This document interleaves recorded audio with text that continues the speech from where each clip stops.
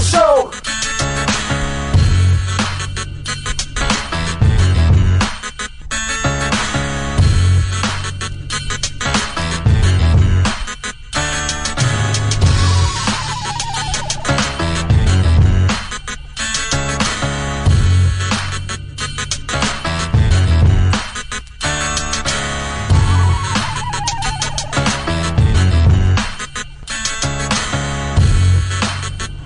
This is the Big O Show.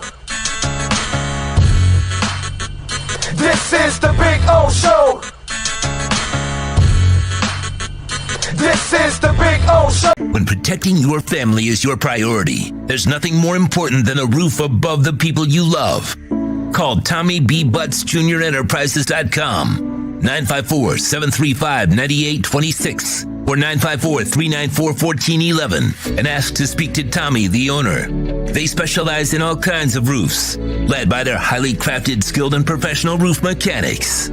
All of their previous customers have an opportunity to enter their bi-weekly drawings to receive free an exterior impact metal door. Please call for more details. That's Tommy B. Butts Jr. Enterprises.com, 954-735-9826 or 954-394-1411. Trust Tommy to fortify and protect what's most important to you, your family. Welton Rayom has more than 62 years of litigation experience handling insurance disputes. They're committed to resolving even the toughest insurance claims quickly. Call them for a free consultation. 954-966-4646. At Welton Rayom, they don't get paid unless you win. Property damage claims to your home, business, or condo as a result of a hurricane, Welton Rayom can help. Water, mold, fire, smoke damage, Welton Rayom can help. Call 954-966-4646. The Big O Radio Show is looking for partners to join our growing platform. If your business is ready to reach an audience that starts in Florida, crosses the nation while expanding internationally, this is the program that provides that vehicle. The Big O Radio Show is ready to broadcast live anywhere in the world to represent your event or product. To reach out by phone, 786-754-4664. That's 786-754-4664. Or email bigoradioshow@yahoo.com. Help us grow as we provide the content and personal connection corporate entities will never achieve. Welcome to Red Light Therapy, a revolutionary technology perfected by NASA to aid in muscle strengthening and recovery. Red and infrared light has the capacity to penetrate deep into the cell's mitochondria, potentially leading to increased energy, faster recovery, and the optimal performance your body demands. Train, fight, recover. When you move, you need a reliable company led by passionate folks, eager to assist its customers during a transitional process that needs to be smooth. Call Essential Moving Experts at 844-368-5750 for all your local and long-distance moving needs. You can rely on Essential Moving Experts. Mention the Big O Show and get $150 off. Family owned and operated, they offer free 30-day storage, full-service moving, fully licensed, bonded, and insured. Moving was never so easy. EssentialMovingExperts.com. The viewpoint, statements, or beliefs expressed on the following program by the host, guests, or callers are not necessarily the opinions of FantasyXS.com, Media Group Inc. ownership, management, sponsors, or website. The Big O Radio Show is brought to you by Caneswear. Go to Caneswear.com, where all orders over $99 get free shipping. Sloman's Total Home Security. Protect your home with the best in the business. 1-800-ALARM-ME for the company serving America for nearly 100 years. 1-800-ALARM-ME. Tommy B. Butts Jr. Enterprises.com. Licensed roofing contractor. 100% financing is available. Go to Tommy B. Butts Jr. Enterprises.com. When it comes to South Florida sports teams, very few in the media have witnessed, lived, and covered it like the Big O. Let's start the program dedicated to your favorite South Florida teams with a passion that's unmatched. The Big O Radio Show is on. Here's the Big O. Friday, good Good morning. Ready to rock and roll from a beautiful Hialeah Park. It is the second floor poker room. We'll be out here throughout the midday till about 1 o'clock. So come on out and join us. Just saw one of our listeners, actually. He was actually walking out while I'm walking in. There you go. You got to love it, baby. You got to love it. We got Sean Stanley, of course, the man that masters this program every single day, does an excellent job of mastering this program. I'm in a fantastic mood, by the way. Yes, I got to say, we're off to Vegas next week. Vegas, baby. So I'm headed out on Tuesday. You're headed out Thursday, right? So I'm leaving Tuesday. See, I normally, whenever we go on the road, I'll land the day before we broadcast. So on when he arrives that day, that's the day we broadcast on the 7th from over there. Well, you'll be on the 8th, obviously, because you'll get there in the evening. But in the 7th, officially, is when the NBA Summer League starts. I'll probably be in my Airbnb for the 6th and the 7th. But I went a day earlier because on the 6th is Morrissey at Caesars. And so I've been looking at tickets, and I'm going by myself, so it doesn't really matter. And so I was very happy because I got an incredibly affordable ticket yesterday in the pit. And so I'll be in the pit. I was really happy last night. Multiple things that happened last night. But that was one of them, and that was good. That was good to get a pit ticket for Morrissey at Caesars on the 6th. Can't wait for that. Anybody going to that concert? Love to, hook up with you over there at the concert, have a beer and talk some music, sports, all that kind of stuff. So looking forward to seeing the Smiths lead man there at Caesars and in the pit, baby. Yeah. I'm jacked. I got to get me a ticket for Journey and one for the Black Keys. I haven't gotten those tickets yet. I'm still kind of searching.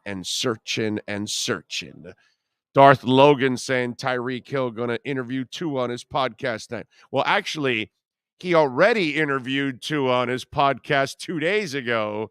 We're just going to watch it for the first time on Thursday, actually. So that's really the way it goes. It's not like, see, that's a legitimate podcast because I love when people, like, I don't consider our show a podcast. We're not a podcast. We're podcasted, but we're not a podcast. See, a straight-up podcast doesn't do it live. A straight-up podcast just records it behind the scenes. Then the producer cleans it all up and makes it sound as pretty as possible. No mistakes, everything taken out. We don't do that. We do a live show every single day that then gets podcasted by the master himself, of course. So that's the difference, So I don't normally like calling our show a podcast because it's really not a podcast. See, podcast, you get to correct mistakes. This takes a little bit more guts. You got to go live and you got to try to get it right the first time. And if there's any mistakes, you get to see it. You get to see the raw show. And to me, that's actually better.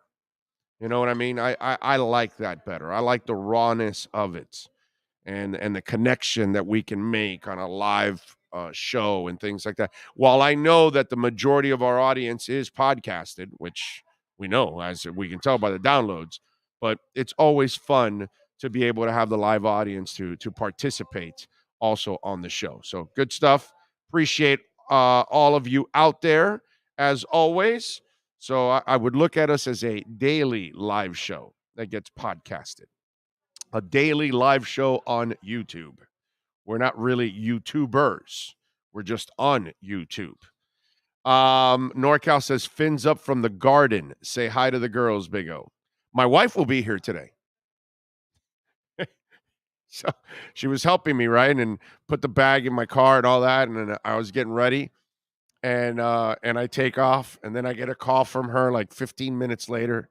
Oh, I'm sorry, honey. I turned on your car, but your keys are still here in the house. So then I look at my dash and it says keys are not, in the car or whatever, not close by. And I'm like, yeah, thank God I didn't turn off the car. So I turned it off here. And so she's got to bring me my keys in order for me to leave from here. So the wife actually will come by at some point before 1 o'clock, So, life, baby. Life, life, life, life. By the way, it's smoking hot to get Morrissey tickets in the pit at Caesars.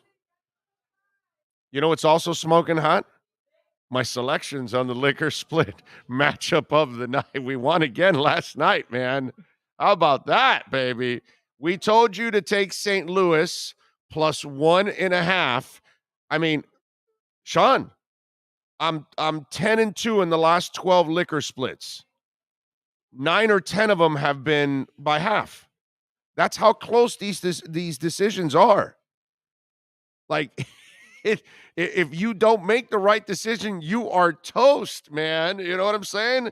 And so yesterday, even with Alcantara, and I told you yesterday that I don't like Jazz's injury because, I mean, he's your best player. So, and a team that lacks offense, yeah, you kind of want one of your best home run hitters, one of your best RBI guys. Forgot one of your best stolen base guys too. On top of all of that, right? Because I think Jazz is right up there with the team. So you're talking about a guy that helps you generate runs, and you're on the road. St. Louis is a decent team. You were going up against a pitcher that was actually pitching, solid. And look what ended up happening. I told you, take St. Louis plus a 1.5. That half run can be the difference in everything. And that's exactly what it was. 4-3 win by the Marlins. How about that, man? We are 10-2. So we will have the liquor split matchup of the night for you also on the show. We've got a very interesting KSDT Sports Business Report, a story that it's super creative, actually. And we try to find really interesting sports business stories, and this is one that is a first in professional sports, and it's a first of many for other franchises that go through the same issue, and we'll eventually get to that. We've got a bunch of Miami Heat stuff to talk about today on the show. Ira Winderman will join us at noon. Alan Pupar will stop by at 11:30. David Dwork will stop by at 12:30. So really, the first half of the show, there'll be a lot of talk. We're going to talk about a lot of subjects. And then the second half of the show, the interviews are a little bit more bunched up because the guys, we had to kind of shuffle things around this week. And so Ira, instead of Friday, will be Thursday because we had to switch things around. So Chang will be on Friday instead of Thursday. So we had to kind of accommodate everything. And also Marcel Louis Jacques will join me on Saturday. I'll do a little show on Saturday, and Marcel will join me on Saturday for that one. And I think we'll have also a little Inter Miami preview. Also, be able to catch up with Michelle or Panizo. We'll try to track one of them down for Saturday's show so we can preview a little Inter Miami after. By the way, after last week's win, which was really nice by Inter Miami to win last night, so that was good. The Heat, the thing that they can come up with is Jay and fake Brunson meeting. How about you get rid of Kyle and Dunks and make room for Beal? Raphael, my brother, it's like really early in the morning. Are you smoking right now? Are you drinking? Are you on some kind of drugs or something? Look, dude, Beal's not going anywhere. He wants to re-sign in Washington. It'd be nice. Do you want to try to get a meeting with him? Fine. Brunson's people are the ones that search for the meeting with the Heat. So it's not that they're trying. You know what I'm. Anyway, some of you out there, you really need to be in a reality. And by the way, and for you, Raphael, you're better off listening to a fan show, not this show. This is not the show for you, Raphael. We're in a reality here. We don't play the hypothetical bullshit games and hey, let me come up with a hypothetical subject that'll never come up, but we could, talk about it for the next half hour. Or if you want to talk about, stupid little fan moves and all that stuff, man, you can go to those fan sites and you can just go ahead and talk to the fans if you want. Okay? If you want to do that, you go ahead, my brother. But this is not the place for stupidity like this. Okay? I mean, it's just ridiculous. You see the writing on the wall with Bradley Beal. It has nothing to do with the Heat. Bradley Beal wants to stay in Loserville. Can't do anything about that. So, come to reality. And then also know your information. Brunson, it was his people that instigated this whole thing. Brunson's rep sought the meeting. That's what it says in the report. Brunson's representatives sought the meeting. I don't think Miami's really trying to sign Jalen Brunson. Although I will tell you this. Here's the worst part about this for the Knicks and Jalen Brunson. Okay? Jalen Brunson's representatives wanted to talk to Miami. Okay? And they know that the Knicks want him badly. So now he's going to come see how a real franchise does things. He's going to see what a real franchise is all about. And then he has to go back and sign with the Knicks. And that loser of an owner, oh man, that is just beautiful. That's the worst thing that can happen to the Knicks, is that Jalen Brunson visits Miami and has a meeting with Miami. And if you're Miami, you want to roll out the red carpet for Jalen Brunson. Not that you're going to sign him, not that you really want him, but you just want to make him feel like this is what a professional franchise is really like. And then that way, next week, when he goes to the Knicks, he then finds out what a hellhole is and what a joke is. And he's like, damn, dude, last week I was in Miami. I was talking to Pat Riley. And now I'm here with this slob-ass owner signing with this sorry-ass team just because I'm a Jersey kid. Talk about that. That's like, visiting Miami and hanging out with Pat Riley and then going to the Knicks is like you had a magical date with Halle Berry. And then they decided to say, yeah, nah, you got to go out now with Mama June. That's kind of that's the extremes right there. The Knicks are Mama June and the Miami Heat are Halle Berry. There's like an enormous difference, night and day right there. So Jalen Brunson will have to play. Sorry, the Mama Junes. Maybe that's what they should do next year. The Mama Junes. Instead of the New York Knicks, they should have the Mama Junes on their shirt. I think that would be actually apropos. Be perfect. Poor Jalen Brunson. He's gonna think of what could have been. Maybe he's gonna meet with Miami and say, are you sure you guys don't want to sign me? Come on, man. I could do better than that overweight guy you got there in Lowry. I love it. John says, I like Brunson, but not for the money. I like Brunson too. I do. I'm a Jalen Brunson fan, but I'm not paying him, $27 million a year. I just, no, I'm not doing that. No. As I told Schultz yesterday. By the way, Schultz freaking nailed it, huh?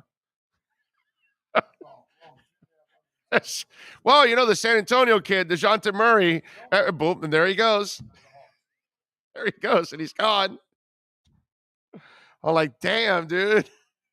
It's like he was talking about that yesterday, and it's and let me tell you, you saw my ears perked up when he talked about Murray. All right, let's get into that story now.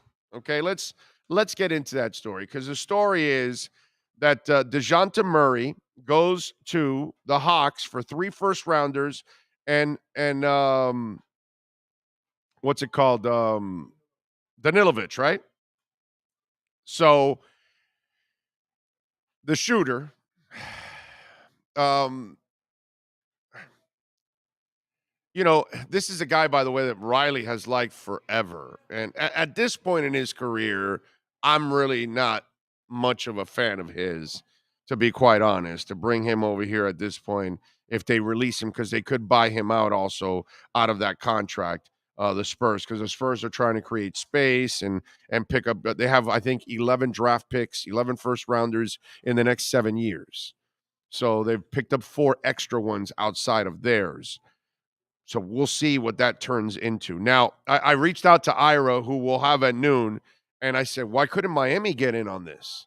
And he goes, well, the Hawks picks are going to be better, which is true, because Miami is going to end up higher in the playoffs than the Hawks do year in and year out. So the Hawks picks are going to be better. But if you're going to trade Danilo Gallinari, not Danilovich, Gallinari, if you're going to trade Gallinari, can I tell you this? I would have traded Tyler and two first-rounders for DeJounte Murray in a heartbeat. In a heartbeat. I would trade Tyler Hero and 2 first-rounders for Murray. How do you like them apples? What would you do? Right now, we got 140 people on the chat board right now. Would you do what I said? Because if you're going to trade Danilo Gallinari and 3 first-rounders, isn't Tyler Hero and 2 first-rounders a better deal? Tyler's obviously a young player they can build on, and he can play off of Trae Young, right? Huh? What's that?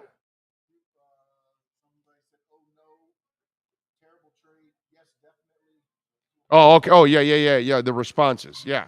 Okay. By the way, let me refreshing you out there. DeJounte Murray, 21 points, 8.3 rebounds, 9.2 assists, and 2 steals a game. Let me repeat that again. 21 points, 8.3 rebounds, 9.2 assists, and 2 steals a game. You're going to tell me Tyler Hero's going to become that? Then you're right. Then it's a stupid trade on my part. Okay? Absolutely stupid trade on my part. And I'll take the L. But I'm sorry.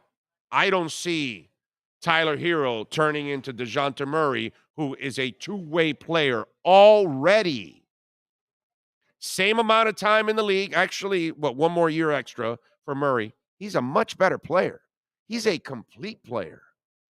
This guy grew up with Popovich, dude. I would trade Tyler Hero and 2 first-rounders in a heartbeat for DeJounte Murray. Now, I don't know if they would do it, because maybe they don't want the player, because then they would have to give Tyler money and they want to free up money. That might be the other issue. They have another agenda compared to Miami's. But in a heartbeat, I'd give Tyler Hero and 2 first-rounders for Murray. In a heartbeat. And I'm sitting there looking at that trade, and I'm going, my God, they gave up nothing to get this guy. Because you don't know what your first-rounders are going to be. If they were really high picks, then, yeah, you got a shot at maybe getting back a player. But you're going to pick in the latter part of the first round, because the Hawks will be pretty good. They're not going to be in the first half of the draft. They'll be in the second half of the draft somewhere. So those picks are going to be in the back end of the first round. They're not going to be in the lottery. They're unprotected, but they should be unprotected, because if you're the Hawks, now there is something good that comes from this. If you pay Murray, you're not paying John Collins. So the West Palm Beach kid is going to become available. That becomes an interesting twist from all of this. Let me see what we got here. Oh, no, terrible trade. Yes, definitely. 100% worth it. No, sir. Hell yeah. What about Duncan and 2 first? Jermaine, you want to give them the shit, don't you, huh? I mean, come on, dude. You got to give up something to get something, my brother. You want to give Duncan, answer the question, my brother. Don't pull let me try the other way. No, the question is Tyler and 2 first rounders. Murray's a stud. I would send Lowry in that trade also. Tyler 2 first and Lowry all day. Well, you can't. The money will not balance out. You can't do that. And they won't want that. They want to clear up cap space. I just told you maybe that's why they don't want Tyler, because you have to then pay Tyler a year later if you're the Spurs. Yes, we can do that. Oh, yeah, Tyler Hero has way more upside than Murray. Okay, Murray is 25, Tyler's just 22. Now that I think about it, that's a good trade. Lowry, Duncan, and 2 first rounders would be the deal. You can't do that. Learn the rules. Tyler has a hard time getting separation from defenders on offense, and they are more athletic, and he's getting better by a liability on defense. Young says yes. Murray is a beast. Murray, I mean, again, 21 points, 8.3 rebounds, 9.2 assists, and 2 steals.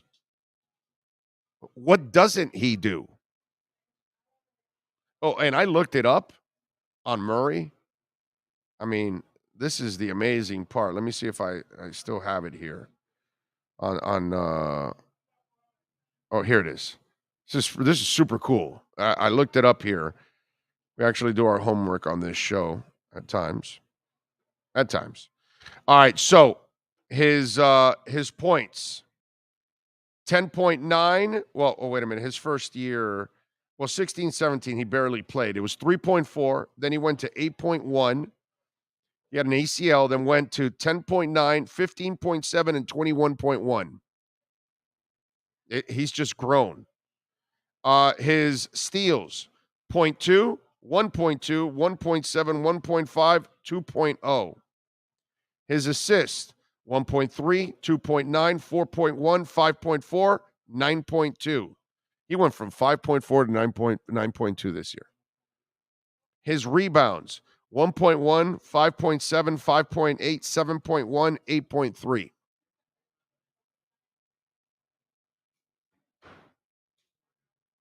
I mean, it's just free throw percentage, 70, 70.9, 79.8, 79.1, 79.4. His field goal percentage, 45, 49, 48, 50. His three-point percentage actually went down. That's the only thing that went down. Those are the only numbers that went down for him. It went down from, I'm sorry. It was at 36.9 3 years ago. 2 years ago at 31.7. This year went to 32.7. So it went up from last year, but really down from 2 years ago. Significantly, by the way, 4%. So there you go. That's the only thing that he would be able to continue to work on that and get a little better. Pull that up a couple of percentages. Murray is a hell of a player, dude, and a two-way player. Next to Jimmy Butler, I would love that move. I think that would be a fantastic move to make. But unfortunately, they're not going to be able to make that move because he has been traded to the Hawks. Good move for the Hawks, man. Good move for the Hawks. I like them. Here on 2 firsts, nah, that's overpaying. KD's not leaving. Let's stay in the reality right now. Until we hear something from KD, it looks like he's staying there for the next. He's under contract anyways, so they control it. Once they kept Kyrie, the only thing is, I still don't believe they're keeping Kyrie. I think they'll keep him if they have to for one more year. But if they can move him, and still, I don't know who's going to trade for him.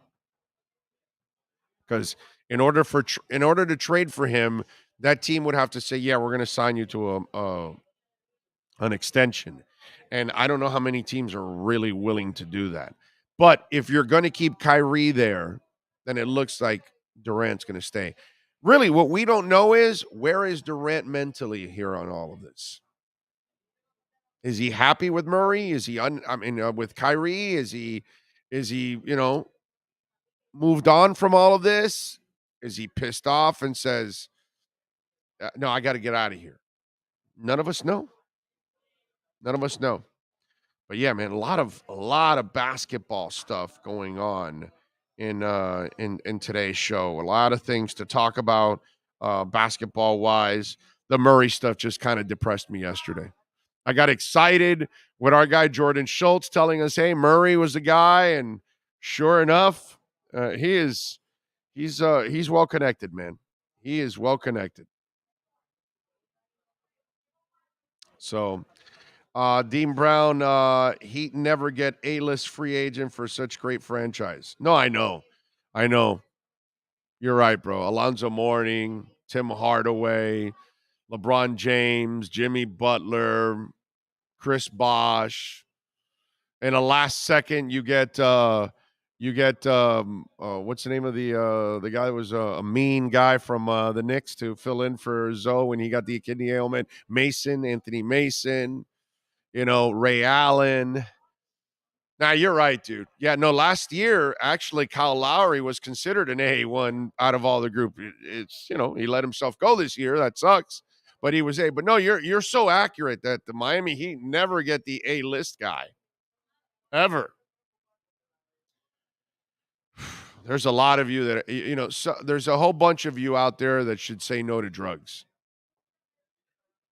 Yeah. Yeah, there's several of you out there that should probably say no to drugs. It would help out. It would help you out a little bit. It might save some brain cells. You might be able to learn something, But yeah, no, the Heat, they never get A-list guys ever. Yep. Big O, let's trade Preston Williams to the Heat for Tyler Hero. Don't forget Grant and Mason. Nah, well, why should we? Oh, why even include the facts? John Collins would fit. Yeah, I like John Collins. That would be now. John Collins is going to be coming. He's going to come into play now. They're not paying Murray and Collins, and it looks like the Collins thing really hasn't been working well in that team. Let me tell you something. Trae Young is the guy that is going to have to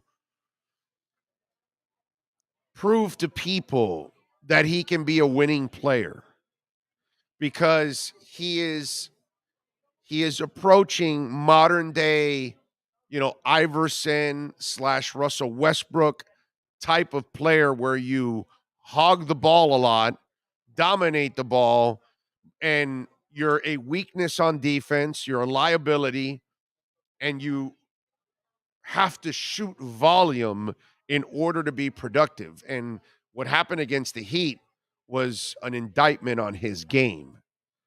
And so he's the guy that over the next couple of years here, we will find out if you're going to go down that path of, oh yeah, no, I know he's a dynamic scorer, but he's really not a winning player because he dominates the ball too much and he doesn't get others involved enough, and he shoots too much, so he is not efficient with his scoring. And that's one of those things. Remember when LeBron got here, they corralled the amount of shots, and efficiency became a thing that he embraced at the same time because of how productive it is. It's not productive to shoot a shitload of times. If you scored 35 points and it took you 30 shots, that's not really a good sign. It's not a good mix. It means there's a lot of misses, a lot of long rebounds. You created a lot of opportunities for the other team, fast break points, all those kind of things. And then when you're also a liability on defense, so it's going to be interesting over the next couple of years here with Trae Young and where his game goes. And does it go the way of Russell Westbrook, which is, it's funny. The other day, some guy on Twitter goes, oh, people are slamming Russ now, but they weren't slamming when he was having triple doubles. Yeah, dude, you don't understand. The triple doubles were also a detriment because he was hogging the ball so much that's why he got a triple double. But he really wasn't elevating the team. And so when your ball dominant player has to be the lead scorer every night, that's not a good thing. He has to get others involved, and others have to have really sweet nights where your night is maybe just a little less because you elevated others around. That's what good teams do. That's what good players do. So to me, that's the interesting dynamic of the whole Atlanta thing. As they revamp this roster and a Murray comes in and a Collins comes out, for me, Trae Young is the next Allen Iverson, Russell Westbrook type of player. We're going to find out what his game is all about over the next couple of years. Can you become more efficient? Can you become better defensively? Can you become more reliable physically because you do get hurt a lot? Can winning basketball be played by your team while you're hogging the ball so much? That's going to be the next twist for a guy like Trae Young, that if Atlanta doesn't cross that threshold, he's the one that's going to be blamed, because in the end, that's what we've learned about Russell Westbrook's game. That because he was such a ball dominant player, it affected the rest of his team and it did not allow them to move forward. That's why a guy like Durant had to get the hell out. And that's Kevin Durant, dude. Why? Because Dwayne Wade, while he dominates the ball, he understood once they added LeBron what they had to do. But he was willing to sacrifice. Bosch was willing to sacrifice. And then everybody played their role. And then because LeBron might be ball dominant, but he is also a facilitator where he helps create for everybody else. And then that makes everybody else better. And that's the threshold that Trae Young, Russell Westbrook never crossed it, never will. It's too late now. And Allen Iverson never crossed it either. I know he got to the one final and all that crap and whatever, but again, ball dominant players like that are not efficient, that becomes a problem for your team. So to me, that's the interesting part about the Murray acquisition. Let's see if Murray can excel and that team can excel in the postseason with Trae Young leading the way. Because now he averaged 9 assists on that team. He's not going to average 9 assists now with Trae Young holding the ball. Expect those numbers to go down. Does that make you better? So we shall find out. Brett Campbell is in the house. Morning, Big O. Finn's question: which free agent were you most hyped about, but ended up being a terrible contract? God, over the years, hyped about, and then it ended up being a terrible contract. I wasn't hyped about Wallace. I wasn't hyped about Sue.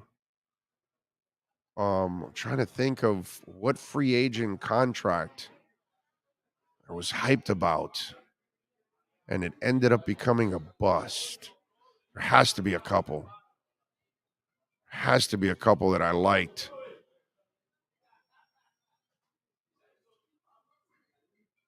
Let me think about that.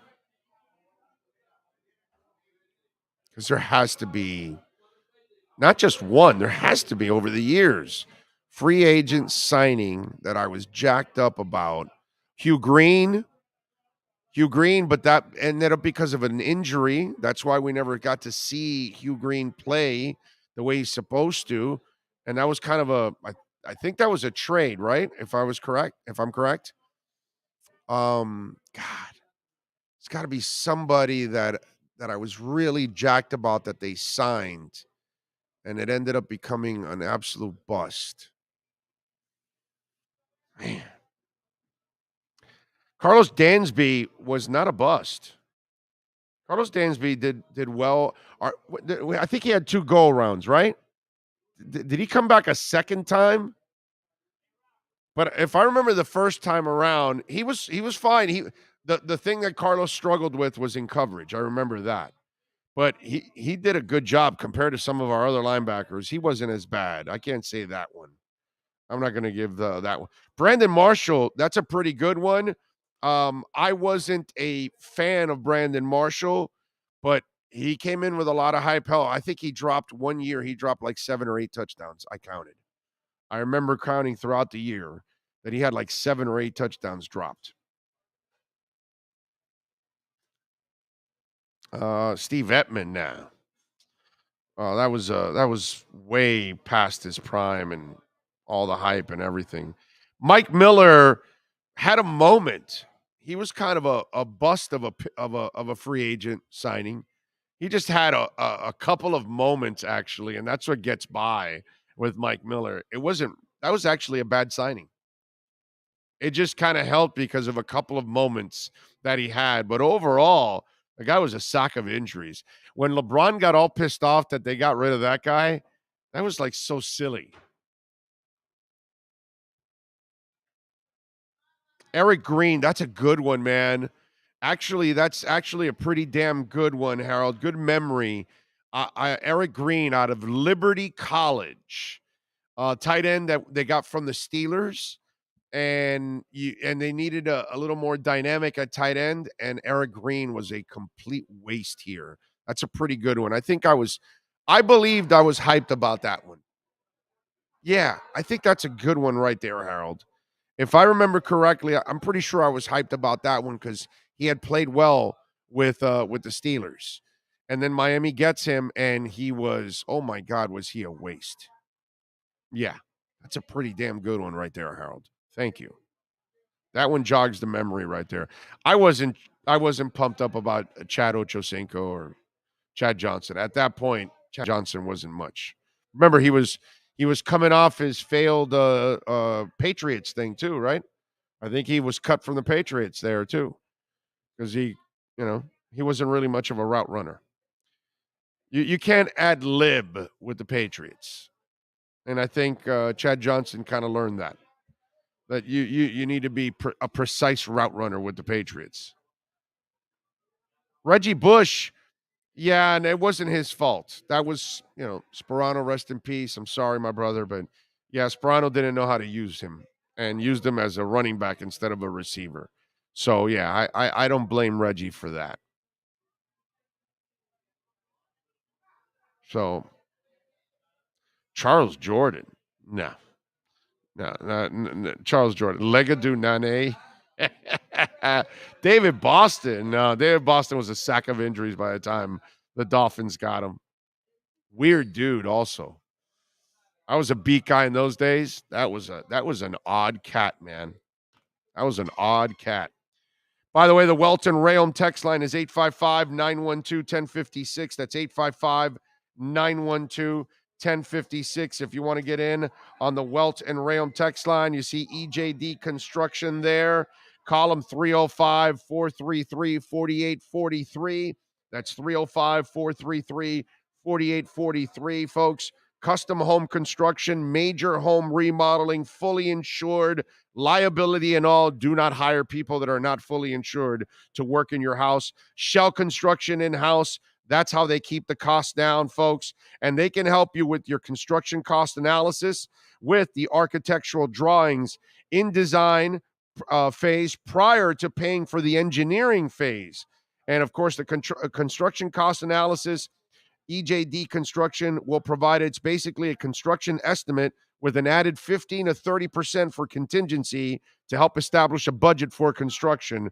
Call them, folks, 305-433-4843. And the bid set, a full set of architectural drawings that includes the site plan, mechanical, and plumbing, and they can assist you in establishing the budget. And you can actually go back and fix and update also. So call EJD Construction, 305-433-4843. Mention the Big O Show. They will take care of you. I promise you, folks. 305-433-4843. For major home construction and remodeling, you call EJDconstruction.com. Sharif, Big O, I said 35K. People thought I said I was crazy. I said 25K. I said 21K. I said you lost your mind. Once again, Fibonacci, my percentage. Sharif, stick the Fibonacci where the sun don't shine. Are we clear on that? Stick the Fibonacci where the sun don't shine. The Fibonacci has nothing to do with a war. The Fibonacci has nothing to do with supply chain. The Fibonacci has nothing to do with Terra Luna crashing. The Fibonacci has nothing to do with three arrows also for, going belly up, Celsius going belly up. It has nothing to do with gas prices. It has nothing to do with a shit ton of stuff that has brought everything down. And that's stuff that no Fibonacci, no market manager, no market analysis, nobody came up with this. Nobody knew 9 months ago how bad the supply chain issue was going to be. Nobody knew that a war was going to start between Russia and Ukraine. Nobody knew, most of us didn't even know that half of Europe gets their wheat from Ukraine. Okay? Most of us did not know any of that. So please stop with the Fibonacci crap. You and Tremolio and another buddy of mine, none of you predicted jack squat. You don't know anything. You don't know when the top's coming. You don't know when the bottom's coming. So you just play the game and you DCA, dollar cost average. And you move on with everything going on in the world because you didn't know anything about microchips and how much of the shortage for microchips, which would then hurt new cars and all that, and how prices for used cars were going to skyrocket. None of us knew that. Did you know that they were going to find half the world's stake of gold? They just found it now in Africa. So 50% of the gold in the world just doubled now. Okay? So now, I guess it's not as scarce as they make it out to be. So now where's gold price going to go? Now down even more because there's more gold. Please, my brother, enough already. I'm tired of hearing people that throw technical analysis when you have to live in reality analysis. Okay? Use the technical analysis when the world is normal. But right now, the world is upside down. Absolutely. There are problems in every level of society, and that's why the stock prices are down, and that's why crypto is down. The real estate market is coming. There's going to be a real estate crash eventually. I don't care what anybody, prices are going to hold. How are they going to hold when people don't have money? How are they going to hold when rates are going through the roof? That's another thing. Fibonacci mentioned anything about them raising the rates and going up more? No, it didn't. So that's my Fibonacci. The reality of what's going on. That's where I live. So it's a buying zone now, and it's been a buying zone for over 5 months now, 6 months now, and it will continue to be a buying zone for the next 6 months. I don't need Fibonacci. I can see a war. I can see a lack of supply chain issues. I can see I can see COVID still existing. Hell, I just saw Metallica just canceled the headline appearance at the Frauenfeld Rock Festival. That creates a problem. All those people bought tickets. Metallica's the headliner. I guarantee you 95% of the people that went there, they went to see all the other bands, but they wanted to see Metallica. Now, that's a disaster for that festival. Now, that creates a financial problem for that festival. These are things you can't predict, man. And so Fibonacci or whatever, all that is a bunch of hot air. It's a bunch of bullshit. Look at the world, and it will dictate everything. I love it when some people are telling me over the last couple, oh, no, there's going to be a pump here. There's not going to be any pump.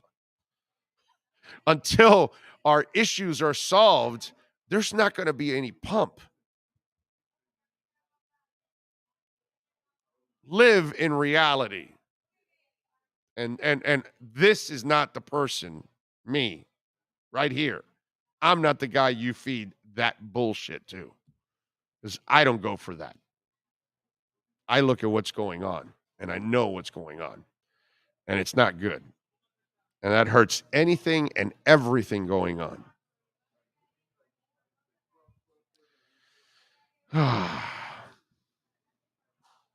Fibonacci for GM. I can't hear you anymore. Okay. Big O, did you see Tua on the Hills podcast? What do you think? Well, I haven't heard the show yet, bro. It'll be at 7:00 tonight, huh? Yeah, it drops at 7:00 tonight. So what's there to think? I haven't heard anything. When I hear it tonight, then tomorrow, I'm sure Sean and I will have several sound bites for you, and we'll go over, what they talk about, and then we'll react at that point. Brooklyn Rob, laughing my ass off Fibonacci. I know, it's just so hilarious. Just I don't need to look at any of that. I know now I'm going to be able to get Polygon, and I'm going to get my Algorand, I'm going to get my Engine Coin and my Decentraland and my Ethereum and my Bitcoin and ADA and any of the ones that I'm in. I'm going to get them at dirt cheap prices now, and I'm going to hold on to HODL. I'm not staking nearly as much anymore because I'm taking everything off exchanges and putting it all on cold storage now. But I am hodling, and that's what I'm going to keep doing, my brother. That's it, because I know that we're not going up anywhere for several months. Maybe sometime next year is when we start really moving, is when we'll start to actually show something. So for now, are you kidding me? Load up on the Bitcoin and Ethereum as much as you can. I'm not a financial advisor, but that's what I'm doing. And it's probably going to go a little lower. And guess what? I'll be happy with it. Go a little lower. I'm fine. I got some today in 19,000. I'm good. I got a little Ethereum at 1,000. I'm fine. And if it goes a little lower, I'll buy even more. And I'll keep buying. I'm not going to stop. I am like Pac-Man, dude. I'm going to keep chomping. Hells to the yeah. Oh, Avalanche down? Let me have some. Polka dots down? Let me have a ton. Chainlinks down? Let me have a ton. The prices that are there right now, and they go a little lower, which I'm hoping, I'm good with that. Great companies will survive this. Amazon is down, Tesla stock is down, all of those. If you invest in that, then keep investing in that. What do you think Amazon's going to do? They're going to bounce back. What do you think Tesla's going to do? They're going to bounce back, and they're going to bounce back to bigger numbers than they ever had. It's going to be next year in 2023, but they will bounce back. But if you have discretionary income, this is the time to invest. The last 6 months has been a window, and the window gets better and better. We don't know, because you never know when the bottom is. But it's overall, I got to say, Bitcoin's held better than what I thought it would, considering the mess that's going on. I thought it would have actually, I didn't even think I was going to get to these numbers, but now I'm thinking it could go lower because the economy is crap. So, yeah, man, this is a buying time for anybody that's into investments. And soon enough, it'll be buying time in real estate also when it starts to go down. And it will go down, because we're going to have people that are going to face bankruptcy. We're going to have foreclosures. It's just the inevitable that comes from less money out there. Bitcoin is going to post some great earnings on their next quarterly report. Yeah, Bitcoin and everything else next year, my brother. Next year is the time. For now, it's a hodl time. It's a time to buy. And that's what, and by the way, that's all that keeps happening on Bitcoin, is it's just coming off of the exchanges, and people are hodling. And right now, the smart people are taking all their stuff off exchanges, and they're going to cold storage. That's probably the best move that you can do right now, is move everything and anything you can to cold storage. That would be my, again, not a financial advisor, but that's what I've been doing. Because what happened with Celsius, what happened with Luna, that tells you right there, And look, there's a lot of, Binance has no problems. Crypto.com has no problems. OK Coin has no problems. They're all struggling. Okay, because they're all making cuts. They all have setbacks. Don't get me wrong. OKCoin, crypto.com, whatever, you can see they're all making all kinds of financial changes with what's going on, but they're not struggling like Celsius or Luna. But they're not stuck with algorithmic coins, which is what brought them down. Most of these exchanges don't have that kind of stuff, so they don't have to worry about that. The algorithmic coin is out. It's gonna die, and that's good. That it's better off that they figure to do what USDC does, back it with the dollar, and that's what's going to happen with the regulations. The banks they will be associated with not the altcoins and not Bitcoin, but they will be associated with the stable coins. And that's what's going to help the dollar immensely. Because if the dollar is used to back all the stable coins, that's going to be a coup for the American dollar. Big time. Because remember, crypto is going to be used all over the world. Let's see. Not yet, Big O. Stack up and be ready. It's going to continue to dip. Invest in companies, not in hype. Exactly. That's what I'm doing. I'm going to keep buying my ADA, and I'm not going to stop buying my ADA. I'm not going to stop buying my VeChain. I'm not going to stop buying my Polygon. The companies that I believe in, I'm going to keep, as it keeps going lower, I'm going to lower my overall cost, is what I do. Every day, that any time that I purchase, I'm purchasing it at a lower price, and I'm lowering my overall cost. And next year in 23 and 24, when this whole thing starts to explode, those of us that were strong and held it and took advantage of the dips are the ones that are going to benefit from all of this. But Cardano's not going to struggle. Okay? They're all going to have setbacks, but they're going to survive all of this. So there's going to be a whole bunch of bad companies that aren't going to survive this. Just like regular companies aren't going to survive some of the things that we've gone through over the last couple of years. But the strong ones, the ones that are set, they will go through their dips, they will go through their valleys, and then they will head to their peaks. Polygon will explode. I don't give a shit what anybody tells me. That's a monster blockchain, and they will explode. And so will ADA, and so will Ethereum, and Polkadot. Oh my God, I am so into Polkadot. Polkadot and Kusama. Right now, the bargains, and Chainlink. Oh my God, Chainlink is one of the best right now to take advantage of. I have loaded up on Chainlink.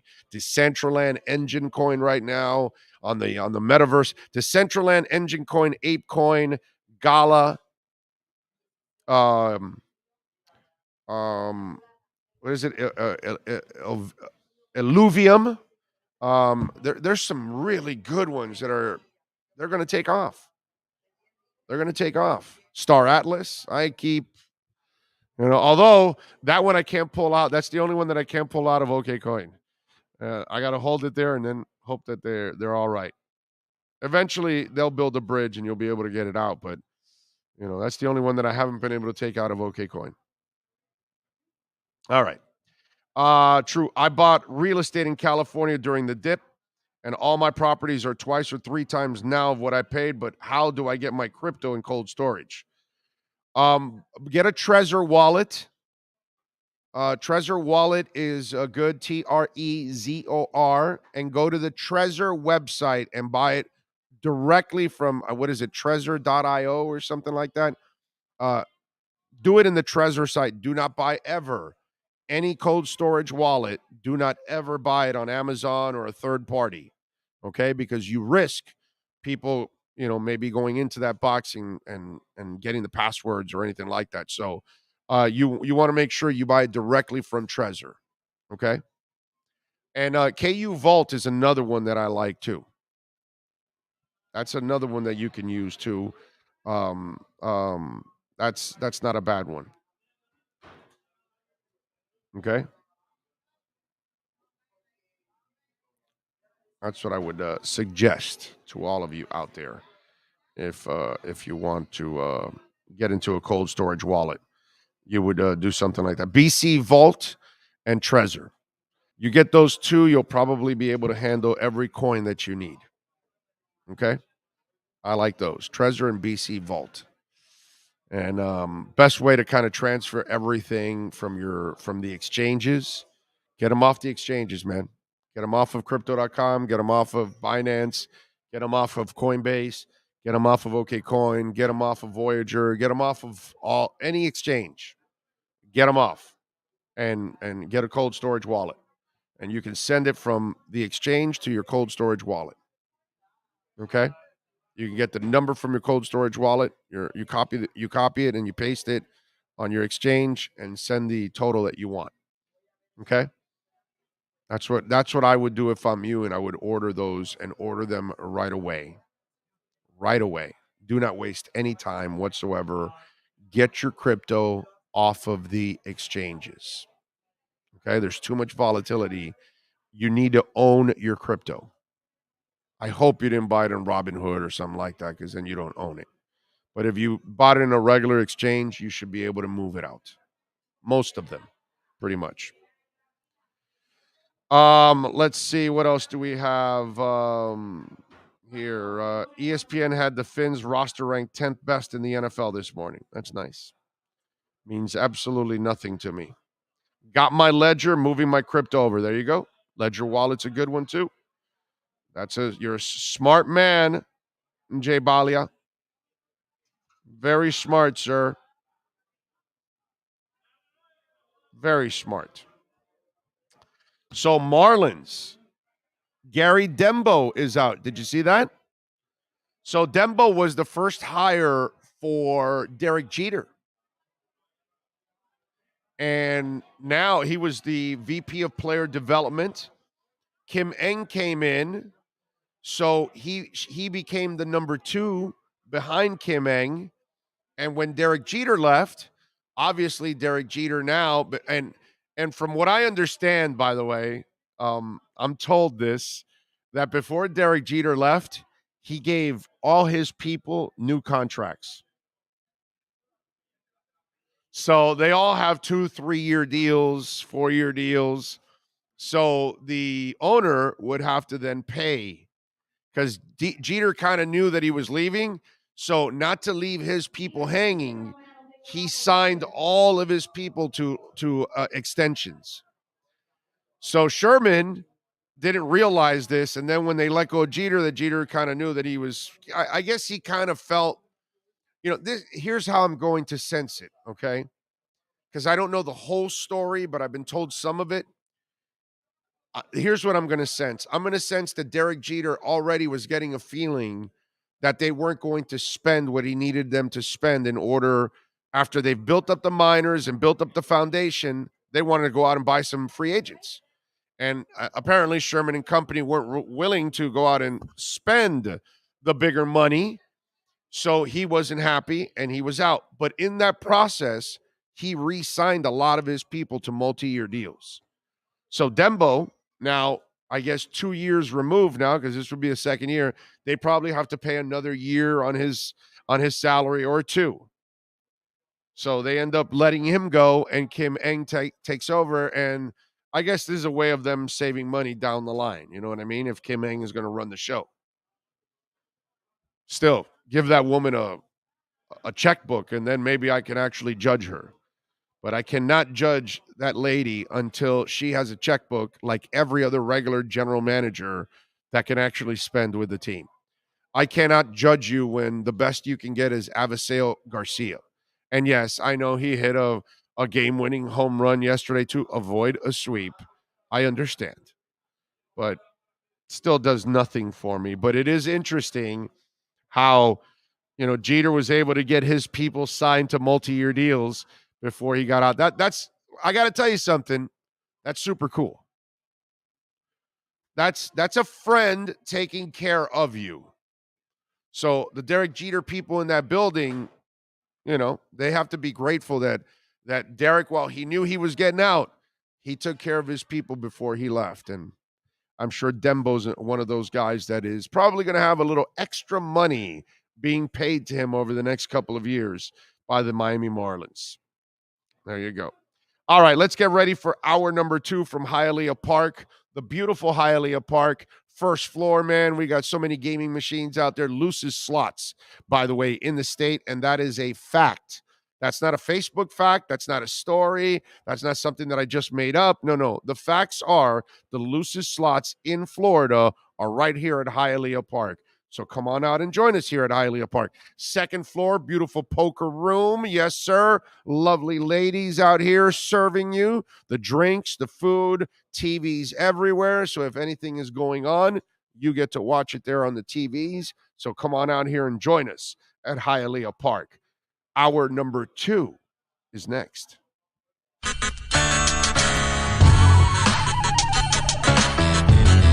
When you move, you need a reliable company led by passionate folks, eager to assist its customers during a transitional process that needs to be smooth. Call Essential Moving Experts at 844-368-5750 for all your local and long-distance moving needs. You can rely on Essential Moving Experts. Mention the Big O Show and get $150 off. Family owned and operated, they offer free 30-day storage, full-service moving, fully licensed, bonded, and insured.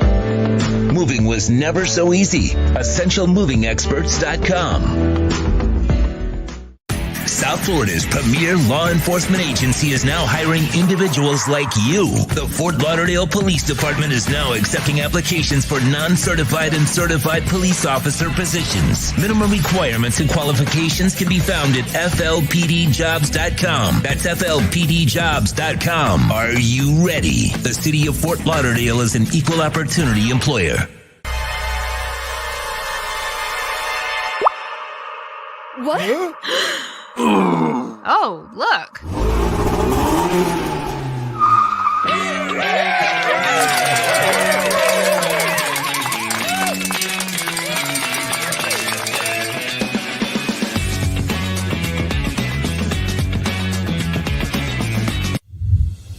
Hey guys, this is Hayden Hurst, NFL tight end.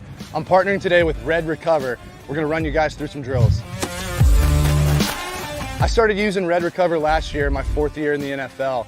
It just helps me on Mondays after games, get my recovery process started, get back into the fold of the week, and get ready for the following Sunday. And if you want to recover like me, use Red Recover.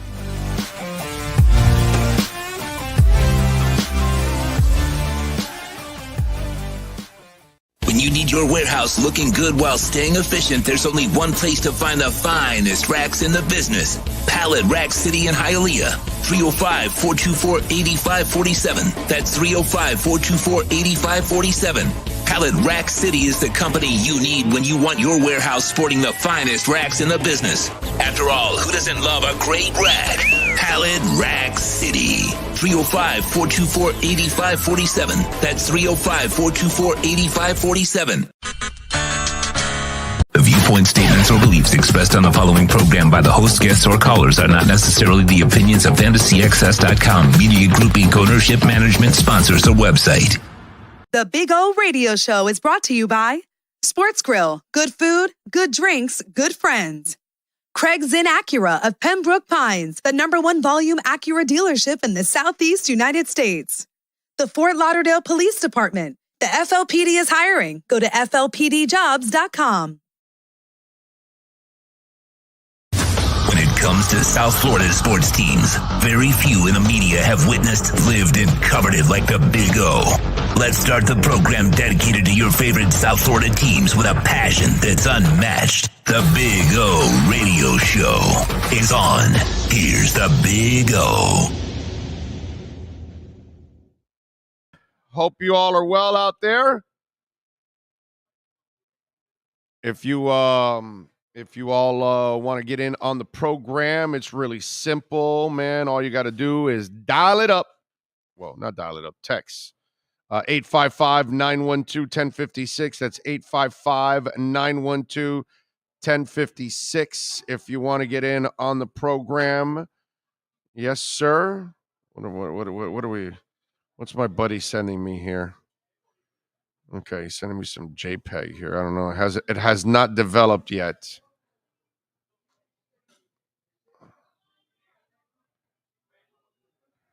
In a minute. Hold on a second.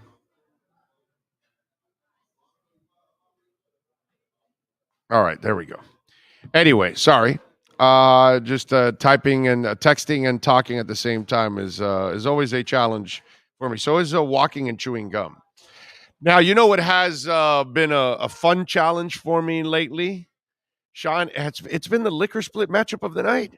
You know, we are on a roll, folks. So the Marlins, last night we told you to go with St. Louis plus 1.5, and it went well. So what are we going to do tonight? Because the Marlins aren't playing. Let's go with our liquor split matchup of the night. It's time to tap that app. And no one loves to tap that app like the Big O. Here's the liquor split matchup of the night. I love it. A little liquor split matchup of the night. All right, we are 10-2 in our last 12 liquor split matchups of the night. We are red hot, baby.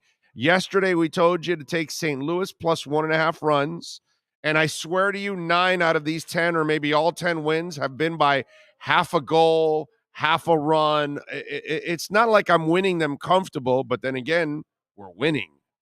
We just go the other way and we're losing, and we're 2-10 instead. By the way, we've had some bad streaks. Now we are on one hell of a streak right now at 10-2. Damn, just got like this tweak in my neck right now. Anyway, we told you to take St. Louis plus 1.5. I know Sandy was pitching, but without Jazz, and that offense is not really good. I said take St. Louis and the 1.5 run, and sure enough, you ended up winning by half a run because the Marlins won 4-3. Thank the Lord they won, but they didn't win by 2 runs, so we ended up winning by taking St. Louis. Friday, they will start a set against Washington, and I've already given you 3 winners this week here in the liquor split matchup of the night. Actually, 4 straight because we won on Saturday. Now, we are going to go, no, actually 3 of 4. I think we lost on Monday. That's what it was. On Tuesday, Wednesday, and Saturday. Well, lost this one. So, we're going to go with Brewers and Pirates. All right. That's going to be our liquor split matchup of the night. 7:05 tonight. Adrian Hauser is pitching for the Brewers. And he has not been pitching well, by the way. JT Brubaker is on the mound for the Pirates. He's 1-7 with a 4.14 ERA. Hauser is 4-8 with a 4.5 ERA. Neither pitcher is pitching well. The Pirates, as of late, have actually been scoring runs. If you go look at them over the last 2 weeks, they've actually scored runs. They're not a good team. Milwaukee is a much better team, as you all know. I don't have to, well, some of you may not even follow baseball or care. So the line for the game tonight, by the way, Hauser's 4-8 with a 4.5 ERA, and Brubaker 1-7 with a 4.14 ERA. So really kind of the same ERAs. The difference is the records. That's because the difference is the teams and the batting. Well, Milwaukee is favored by a 1.5. Pittsburgh and Milwaukee over and under is 8.5 runs. Milwaukee is minus 130 in the money line, and Pittsburgh's 110 in the money line. Right now, because Hauser has not pitched well, it's hard for me to expect them to win by the 2 runs, which you would think that they could win by the 2 runs. But because Pittsburgh's been scoring runs lately, and they're not a good team, but at least I got to go with the way you're playing right now as of the last 2 weeks, and you've actually played and produced decent offense. I'm going to go with the over 8.5 runs in this game. I'm going to count on both pitchers to actually allow what their ERA says, and then the bullpen will chip in, allowing another run or 2, and that'll put me over the top, over the 8.5 runs. That's a lot of runs to go over, but I just feel like this is the kind of game that, you know, Pittsburgh won yesterday like 8-7. It was the Nationals, but they scored a bunch of runs, and they've been doing that lately. I think they're going to continue doing that because they're not facing a great pitcher in Adrian Hauser. So let's go over 8.5 runs tonight, Milwaukee and Pittsburgh at 7:05. There you go. That is our liquor split matchup of the night. The matchup of the night is brought to you by Liquor Split, Miami's own online liquor store. Liquor Split. Download and tap that app and get your favorite liquor delivered to you for just $2.99. No risk, no drinking and driving. Tap that app with Liquor Split. Alrighty. There we go. All right, man. Thank you all out there as always. Appreciate you. Let's see here. Just trying to do something and talk at the same time. Let's see if we can get to 11-2 in our last 13. That would be good. Let's see. Oops, sorry, folks. There we go. Okay. All righty. So sad my Pirates suck, says Kyle Cockrell. Hey, hang in there, my brother. Our Marlins suck too, man. You know what I mean? It's just one of those deals. I know what you're going to say. Oh, but you guys have at least a couple championships over the last, 30 years. Yeah, no, I get we have a couple championships. By the way, those championships now are 97 and 03. Just want you to know that we're approaching 20 years from that last championship, okay? So, it's been a while. So, we need the right leadership. So do you with the Pirates. Same thing. And that's such a cool park, PNC. Right off the water with the bridge. What a shot, man. Every time you watch it on television, it is one of the best, I don't know what you would say, the aesthetics of it, the looks of it, just so cool to see the park right there by the water and the bridge and all that. I love it, man. I think it's a really cool thing, and it's a shame. It's a shame. Pirates fans deserve a lot better, man. They deserve a lot better. They have proven that they can be good fans if you give them a reason to be good fans. I certainly don't blame the Pittsburgh fan. They actually give the Pirates decent attendance considering what the Pirates give them. But look, the Penguins and the Steelers get ultimate love, and that's because they're responsible franchises. The Pirates have not been, man. It's a shame. Wow Printing says Coin Bureau just did a comparison of cold storage wallets. Be careful if Coin Bureau has any interest in any of those wallets. I just give you my opinion on what I think. Trezor is awesome. The Nano is the Ledger wallet is a good wallet too, by the way. Okay. But anyway, it is what it is. All I'm saying is, if you can get it off cold storage. And Rob, I asked you, where are you staking your Ethereum? Is the question. That was I need to know where you're staking, so I know where you're staking it at. Okay. What else do we have? 855-912-1056, by the way, if you want to get in on the Welt and Rayom text line. That's 855-912-1056 on the Welt and Rayom text line. You can also reach out to us on Twitter. That's at Big O Show. Follow us here on YouTube. Please subscribe to our channel. Please like the channel. Also, if you're listening on the podcast, please like our channel. Also, please subscribe not only to this channel, but subscribe to our other channel, Big O Show Cuts. We're going to have live programming there also. So please, Big O Show Cuts.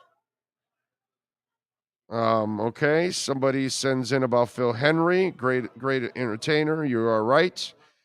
Please help me control this dumb urge to jump into Dolphin YouTube fan chats out of boredom. I mean, I know this kind of negativity and ignorance on QB1, I'm sure to hear, yet I still jump on occasion. I get angry. Just let it go, man. Says, I just listen to your show and reasons when he's on. All others are just too stressful and negative. Yeah, but they have to be negative because that's what sells. That's what stirs it up. It doesn't stir to be positive. Big O, I'm torn. I've been a Dolphin fan forever. The past 12 years, I'm a season ticket holder. My dilemma is opening day 9/11 against the Patriots. That coincides with the once-in-a-lifetime concert, Willie Nelson, Billy Strings, and Nathaniel Radcliffe and the Night Sweats. Any other year, I would go to I would go to the concert, no brainer. But now, how many years have we been waiting for the Dolphins to field a team this talented? My brother, here's what I would tell you. How many times have you seen Willie Nelson? Okay. Or I can also tell you this. If you really love Willie Nelson and Nathaniel Radcliffe and the Night Sweats and all that stuff, go to the concert, record the game, and then watch it after, man. The game will be there for you. The concert won't. Now, if you've seen Willie a whole bunch of times and missing him this time is not a big deal, then go to the game. You know what I mean? Because maybe this is the season where they start putting everything together and you want to be a part of it. So I told there's a reason for doing it either way, my man. You can go to the concert and enjoy both because you'll be able to record the game. That's it. But now, if it's really important for you to be there, well, then that's a whole different ballgame for you. You know, you've answered your own question, actually. That's all. That's the way I would look at it. Aaron Judge is going to get close to a record-setting contract. Yeah, well, of course. Big O, what do you think of the videos that Kurt Warner did breaking down Tyreek Hill?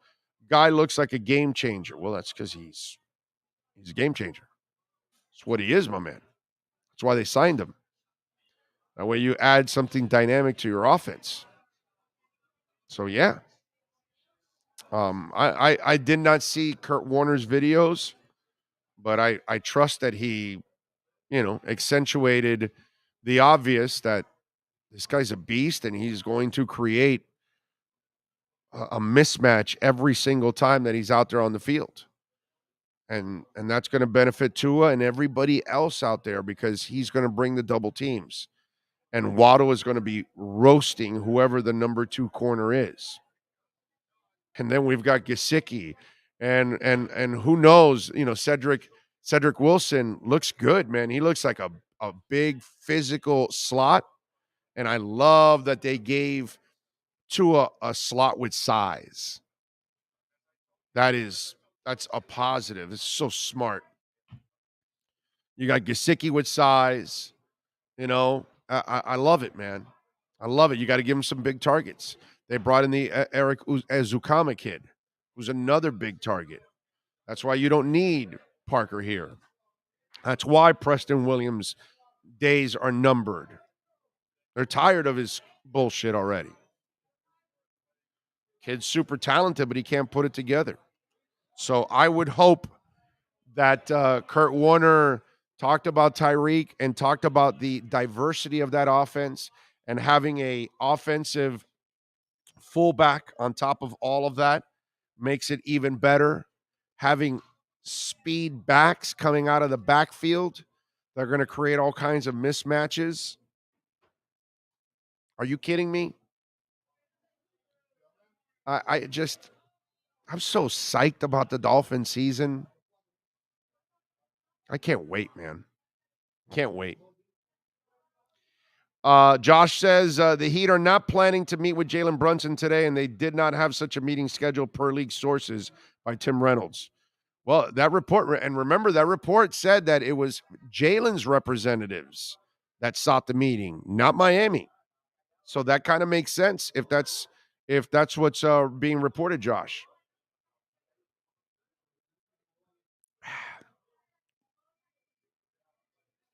So much for Brunson. Steven, I don't think they were interested in Brunson. It was their reps that's what the story said. Why would they want Brunson? But I like I said earlier, I would bring him here just to show him what a real organization is so he can feel like shit by the time he gets to the Knicks. That's what I would do to him. Oh, Lordy.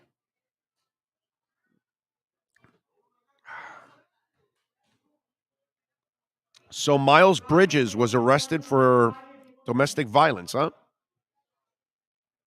Boy, that Michael Jordan, I tell you, that Michael Jordan is, he's got an eye for talent. What kind of talent? I have no idea, whatever you call his talent, but yeah, he's got an eye for talent. That's for sure. So Miles Bridges arrested for domestic violence, felony domestic violence. The Hornets, by the way, released a statement regarding Bridges' arrest, says they're aware of the situation, and Michael Jordan's in the process of gathering additional information while he smokes more cigars and has more whiskey. We will have no further comment at this time until Michael finishes a bottle of whiskey. I'm sorry, I kind of added a couple things there. Anyways, he was arrested for felony domestic violence in Los Angeles. The 24-year-old forward, who recently played for the Charlotte Hornets, turned himself into a local jail regarding an alleged physical altercation that happened on Tuesday. Law enforcement sources tell us the woman claims she was in an argument with Bridges that turned physical. We're told that police were called to the scene, but Bridges was gone by the time cops arrived. We told the woman required medical attention. The 6'7", 225-pounder was arrested by LAPD after turning himself in on Wednesday afternoon. Bail set at $130,000 since he's been released. The Bridges, who's also a rapper under the name RTBMB, spent his first 4 seasons with the Hornets and is expected to be a top free agent target this season. Yes, sir. Yes, sir. That's the free agent target you want to target. A man that beats up women, allegedly. Tell you, the timing couldn't be more perfect. And that Michael Jordan, bro. That Michael Jordan couldn't find a good basketball player if his life depended on it. Michael Jordan couldn't find a star if he was in the solar system, just hanging out around them. Okay? Like, Michael's like right in the middle of a supernova and 4 billion stars. And they're asking him, hey, can you find a star? And Michael's like, what's a star? I don't know what that is. My Lord. Will Michael Jordan ever be smart enough to say, yeah, let me own the team and have somebody else run it? I'll just go play golf and smoke cigars and just never even say a word.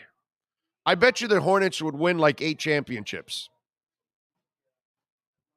It is truly amazing how you can be that great a player and you are one of the worst executives in the history of the game.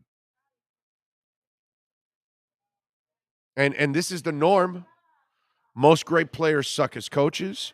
Most great players suck as general managers. It's the Ozzie Newsomes and the Jerry Wests of the world. Those are few and far between, man. Michael Jordan is the norm. Magic Johnson went running away after 30 days of coaching. He was like, I'm out of here. You know why? Great players, they struggle to teach because they expect people to do what they did. And it's just, they're at another stratosphere. And they don't know how to think lower. You know what I mean? That kind of deal. So I don't know, but it's an interesting dynamic. So there's the Hornets' top free agent. Looks like they're not going to re-sign him. And I don't know who was going to sign him at this point with a domestic violence charge. We'll see if it's true. We'll see if it holds up. And if it does, that'll be a setback for him, that's for sure. According to a Bleacher Report, yes, we know that Miami won't meet with Brunson. I mean, by the way, I don't care. I was laughing at that story. The reps are the ones that wanted it, apparently, according to that report. And Miami wasn't going to sign Jalen Brunson. So I wasn't even thinking about that. So to me, it's a non-story, but it's just kind of funny that his people would want.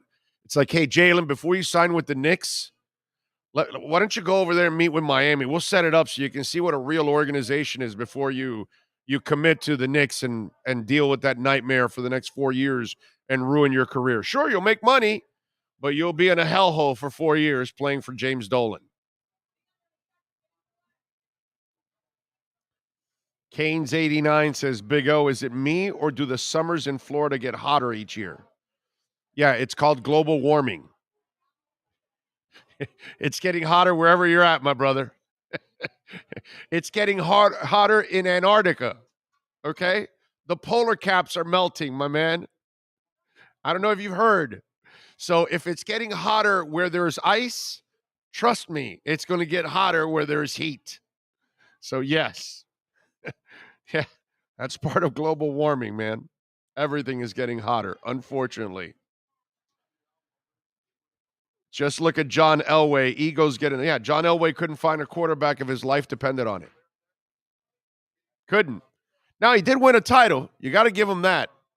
The funniest thing about Elway is he built better defenses than offenses. How screwed up is that? I mean, listen, the story of the Denver Broncos is truly amazing. All of their great quarterbacks were traded for. Craig Morton, John Elway, Peyton Manning, and now Russell Wilson. They've never drafted a quarterback. It's not even a John Elway thing.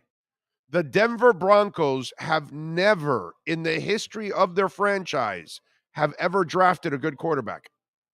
The best quarterback they drafted is Brian Griese, dude.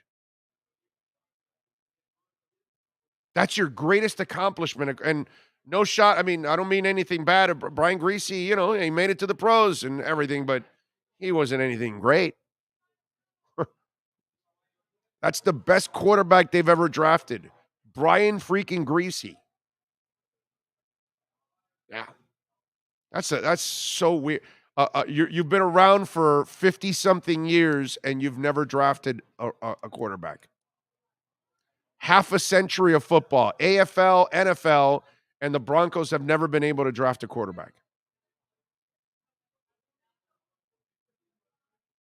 So the question is, will Tua be Miami's third successful quarterback, right? Because we have to go Griese, Marino, and now if it's Tua. You're not going to put Damon Heward in there, right? You're not going to put Scott Mitchell in there, right?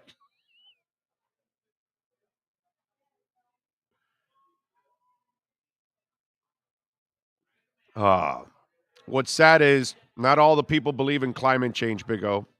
Well, it's all right, dude. Don't worry about it. People will believe it once it's on top of them. That's all. Kind of like crypto. Same thing. That's fine. Got a bunch of people around the world. Oh, that crypto stuff, not real. Yeah, sure. All right. 3, 4, 5 years from now, when it's all part of your lives and everyday life, you're going to go, oh, wow, yeah, that crypto thing did work out. That's the way it is. Oh, going to the moon. Oh, that's a joke. That'll never happen. Nobody's ever made it to the. Haven't you ever heard those people that think that we've never even ever landed in the moon? You know that we have people right now that think that it's all TV, that we've never landed in the moon, that we're not building space stations either. Now Amazon and Tesla fly to space like it's, I don't know, a scheduled flight every day now. That's the way life is, man. People don't believe it until it actually happens. And then they end up, So the climate change thing will smack people in the face eventually, those that don't believe it. It is what it is. Miles went from a max player to a vet minimum player. Yeah, if domestic violence accusations are true, yeah, he lost a lot of money, dude. A lot of money. Let's see. What's sad is, let's see. Big O, I guess Greer is fine turning the offense with some thoughts. Krantz wants to get rid of him. What the hell is that? I don't know what that means. I guess Greer's fine turning the offense with some thoughts, and Krantz wants to get rid of him. I have no idea what you're talking about. Greer was never the problem, dude. Who's he? What? Oh, he's talking about Zach Krantz. Because Zach doesn't like Greer. Well, then Zach is wrong. That's all. Love Zach. Love you, Zach. But if you're not a Greer guy, you're dead wrong. I think those guys, if I remember correctly, I don't think those guys are Tua guys either. Not Rose, not Hollywood or Zach, because I've heard them a couple times when I get in the car that I come to these places. Sometimes I'll turn into Joe, and I've heard them. They're all Tua bashers. They're all Tua bashers. They're not on the bandwagon. They might change their tune now, but they were bashing Tua, if I remember correctly. So I didn't catch them bashing Greer, but I guess but I did catch them all bashing Tua. So they're all off the bandwagon too, by the way. Every one of them. Because I heard that myself. That I can tell you. So they any of them, Zach or Hollywood or Joe, get on the Tua bandwagon, that's complete bullshit. Okay? They're off the Tua bandwagon. I heard them thoroughly say all throughout last year that he wasn't the guy. Okay? All right? Hell, I even heard one, I don't know which one, and said really stupid that like trade Garoppolo for him or something stupid like that. Or it might have been Hollywood because he usually says a lot of stupid things. Think about it. Quarterbacks look at defenses their whole career. They know defenders. That's all they study. Yeah. No, I mean, well, think about this. It's funny. Elway built better defenses than offenses when he ran the Broncos. Okay, and the old ball coach, Steve Spurrier, while he had the fun and gun and all that in Florida, his running in South Carolina, his defenses were better than his offenses. Hell, he had some really good defensive players in South Carolina. That was the weirdest thing. And Steve Spurrier's defenses at South Carolina were a hell of a lot better than his offenses. It's weird. That's the awesome thing about global warming, that Alaska will be tropical one day. Yeah, but Uber Beater, you and I will be dead by then. It'll happen, but we'll be dead and gone by that time. Okay? I mean, think about it. In 50 years, Sean, kids will be going to Antarctica for spring break. That's what's going to happen.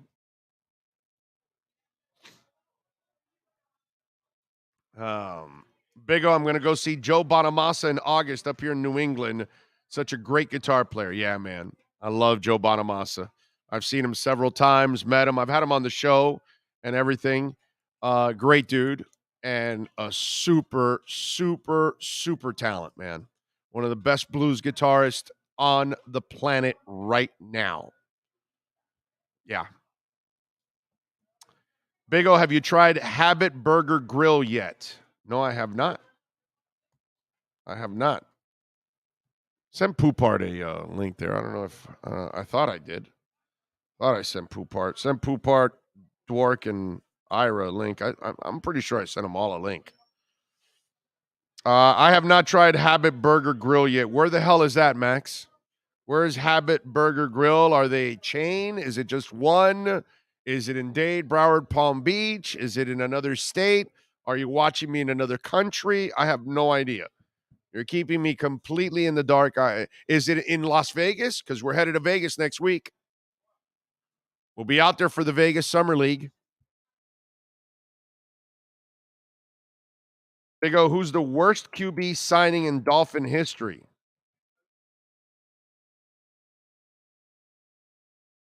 Culpepper.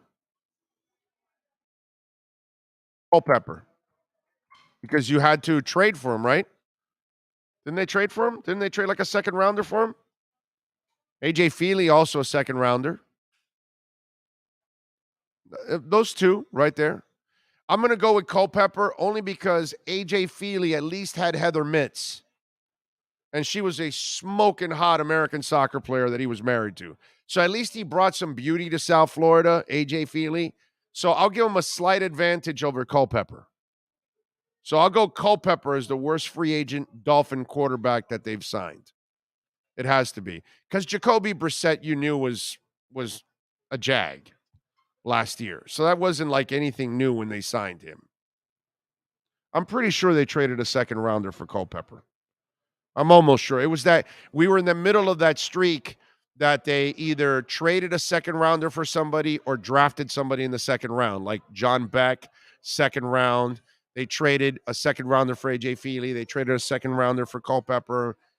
They drafted there might have been another second round draft pick at quarterback during that time. I mean, it was like a second round nightmare for us with quarterbacks, if I remember correctly. Nah, Cleo Lemon was not a big signing or anything. Yeah, it was, right? Second round pick. Yeah, that's what I thought. Now, Pat White was not the worst because you didn't trade a second rounder and give him money like you did with Culpepper. No, not even close. Pat White was a draft pick. Wasn't he a third or fourth rounder, I think? Yeah, third or fourth rounder. He was a bust, but no, not even close to Culpepper. Not even close. Let's see. What else do we have? You got something else for me? Who? He was a second. Oh, there you go. Second round pick, Pat White. So again, that was all part of that whole nightmare run of second round picks, whether we traded or drafted somebody. And there you go. You draft John Beck second round, you draft Pat White second round, you trade second round for A.J. Feely, you trade a second rounder for Culpepper. Hell, there might be another second round crap involved in there too. I forgot what it was. But yeah, something like that. Anyway. What else do we have going on?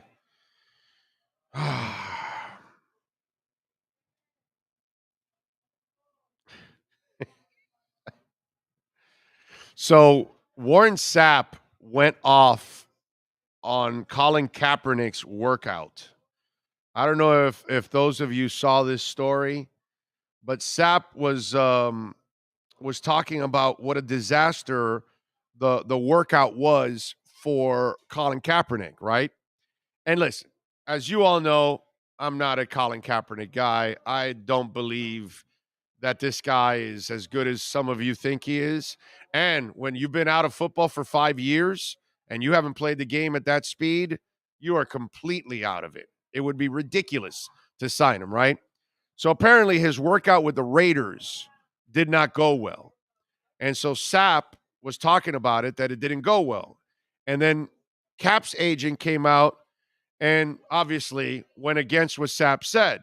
So now LeVar Arrington chimes in, and there's a couple things here with LeVar Arrington that I'm going to agree and then disagree with, okay? He says, I know Sapp pretty well. He ain't lying. One thing Sapp is not is a liar. Well, that part, yeah. Anyways, if you've played for an organization, you know people in the organization. There's certain places that you can get information that in other cases you wouldn't get that information. Sapp played for the Raiders, and Sapp probably has a relationship with a couple of people that are in the organization. If Sapp didn't know, hear, or have a discussion with someone who was in the organization, he wouldn't even talk about it. So, and Arrington is right. When players played in an organization, they're always going to know a couple of guys. And they're always going to be able to pick up the phone and find out. And by the way, no one signed him. And as I told you, if this is a guy that's been out of football for 5 years, if you were going to give Kaepernick an opportunity, do you know when you sign him? The second the season is over. So he has an entire offseason to get into conditioning, to get into your playbook, to work the plays and all of that. If you were going to do it. Okay? But clearly, there must be some truth to what Sapp said, because if it was a wowed workout, maybe somebody does give him a chance. But at this point of the year, Everybody's made their decisions. They've created their rosters. So they're not going to do anything. They're not going to give this guy a chance whatsoever. It's just another dog and pony show. And in the end, as I've told you many times over, Kaepernick never really wanted to continue to be a quarterback. If he wanted to, he really would have fought to be a quarterback and would have gone to the CFL and would have proven people wrong like many others have. But he really does not have the desire, the need. You know, that singer will keep singing, that band will keep playing, and they'll play bars and bar mitzvahs, and they'll play at festivals and anything that they'll do to try to get a record contract. Right? You want to be a great chef? You'll keep working your way and working from one restaurant to another, trying to get to a bigger restaurant and a bigger job because that's what you want to do. And if you have any kind of setback, you keep trying to make it. That guy didn't have any fire to try to really make it. So, Warren Sapp might just be telling the truth about that Kaepernick workout. All right, 855-912-1056. That's 855-912-1056. If you want to get in on the program, let me take a break. Give me 2 minutes here. Rest the voice a little bit. Back with more live from Hialeah Park.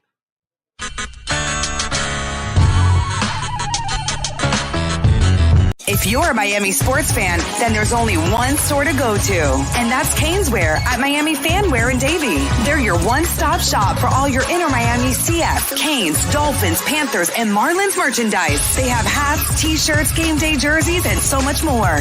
Located at 2511 South University Drive in Davie, and open 24/7 online at caneswear.com or intermiamiwear.com. Call them at 954-835-5597. Caneswear, the spot where Inter Miami and all Miami sports fans shop. Sports Grill on Bird Road, Miami Lakes, and their newest location in Doral is now hiring. If you're looking to join a great company and South Florida institution, give them a ring or drop an email. Sports Grill is hiring all kinds of positions from hostess to servers, bartenders, or join the kitchen staff to craft some great food for their amazing customers. Please send your resume to m.cruz@sportsgrillmiami.com or call 305-219-5726. That's 305-219-5726.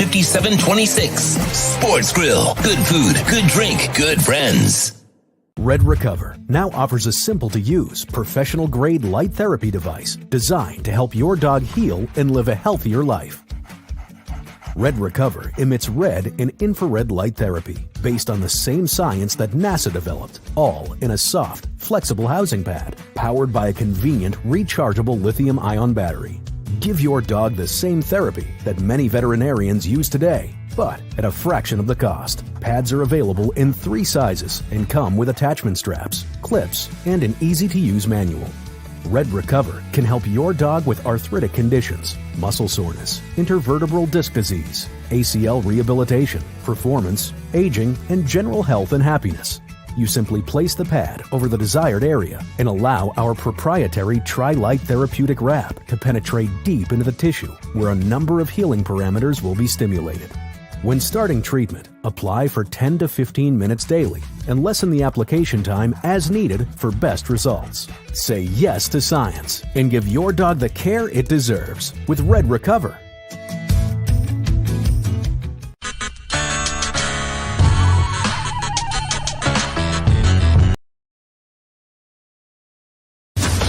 Comes to South Florida sports teams, very few in the media have witnessed, lived, and covered it like the Big O.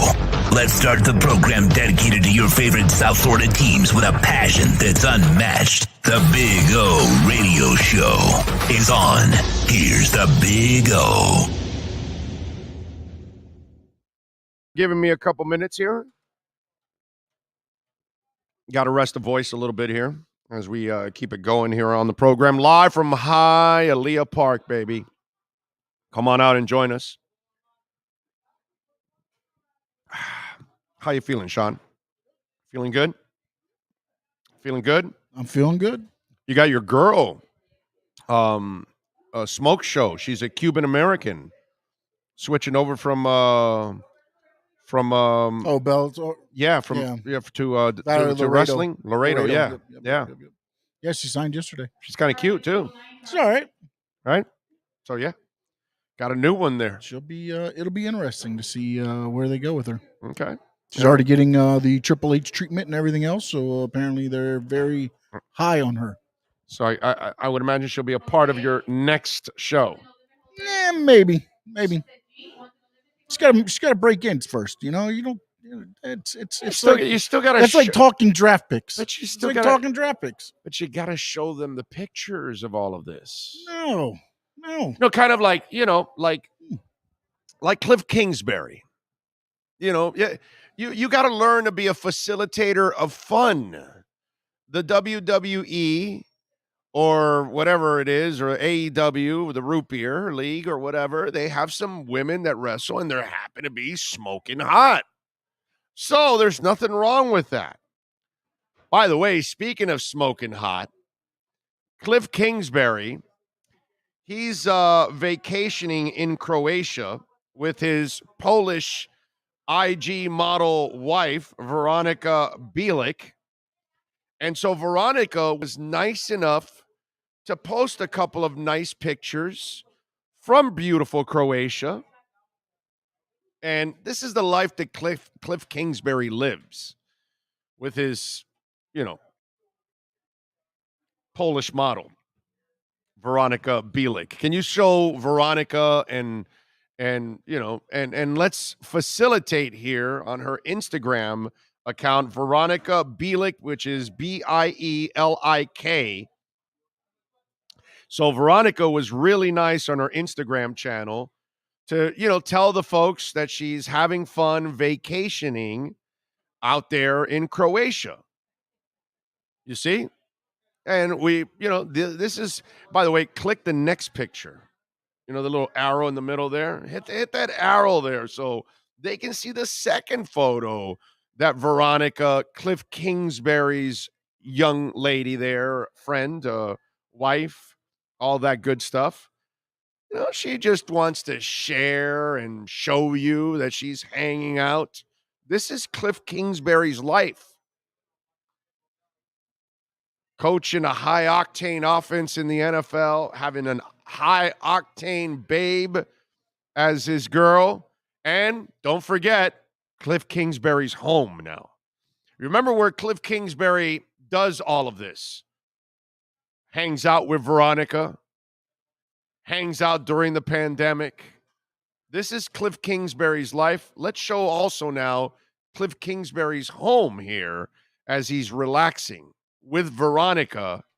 So think about that. The man is vacationing out in Europe, hanging out with his IG model, getting ready for the new NFL season, and then he gets to live here. I mean, History of the World Part 1. There's a couple of times where Mel Brooks does something that then he looks at the camera and says, "It's good to be the king. It's good to be the Kingsbury." That's all I can tell you. It's good to be the Kingsbury. All right, Welton Rayom text line 855-912-1056. I know that doesn't compare to your home, Sean. I know your home is a hell of a lot sweeter than that one.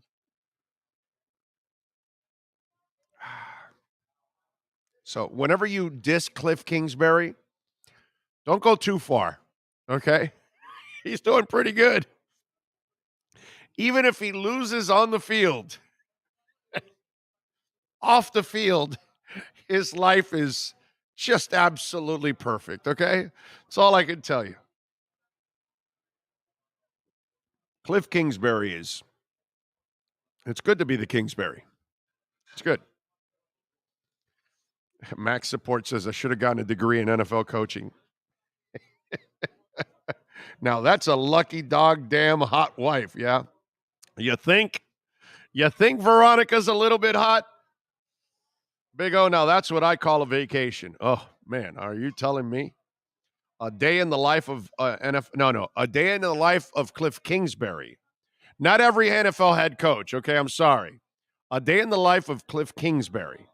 He knows how to live it. Right, Andy Reid's not having the same kind of life. Yeah. No. Belichick either, by the way. Okay? Belichick either. Yeah, I know. Yeah, Belichick doesn't even have that kind of a house. Belichick probably has like an efficiency. You know, knowing Belichick, like he has like It's just a studio. Yeah, the it's war just- room. yeah. Everything's just Yeah. Patriots plastered the game plan That's all it. over the walls. That's it. Just a bunch of sweaters thrown inside a hamper and a bunch of sweatpants, and that's it. Belichick probably has the same underwear from like 1975 on. Well, it's comfortable. You know, that kind of stuff. Chess goes, go, Cliff, go. Hells to the yeah. Hells to the yeah. Give Cliff Kingsbury his due respect, dude. Okay? That guy's the man. That's all I got to say. You see how facilitating the fun is? And you, my friend, the show you do, oh my God, you have a ton of smoking women that are part of all the things that you cover. I think, God, you need to educate these wrestling fans so they really get to know these wrestlers. They need to see them up close, Sean. Mac Jones is a bum. Where'd that come out of? I hope he is, especially against the Dolphins. Big O, what do you think of the ACC doing away with divisions in football? I have no problem. Just win the division this year. That's it. I have no problem with that. I don't care if you have a division or not a division. If you're the University of Miami program, go take care of business is what you have to do. That's all. Just take care of business, dude. That's what you're supposed to do. Did you see Andrew Bogut go after Kendall Jenner? This is funny. I got to tell you something. This is freaking hilarious. So Andrew Bogut apparently trashed Kendall Jenner. And I mean, he trashed her pretty good. I got to say, I got to give him credit, you know, because as skankiness goes, that family has, you know, their share. So Andrew Bogut isn't apologizing for his slut shaming of Kendall Jenner last week. In fact, the number one overall pick just doubled down on his crass barbs. Last Friday, hours before Thursday night's NBA draft concluded, Bogut threw a jab at Jenner over her reported split with Phoenix Suns' Devin Booker.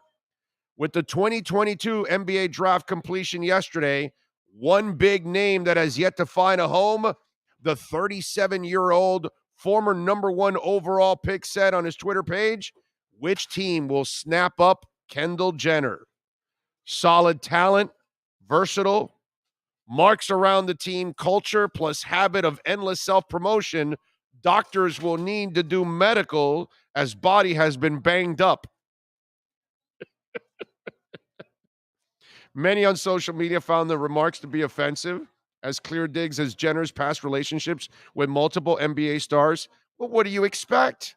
That's the double standard that exists. Men can have all kinds of partners. Women, you do it, guess what you get called? It's kind of the way it goes. So Andrew Bogut, do you think he apologized? No. I would like to formally apologize for this tweet. My scout take forgot to include the elite level of rebounding. I will do better in the future.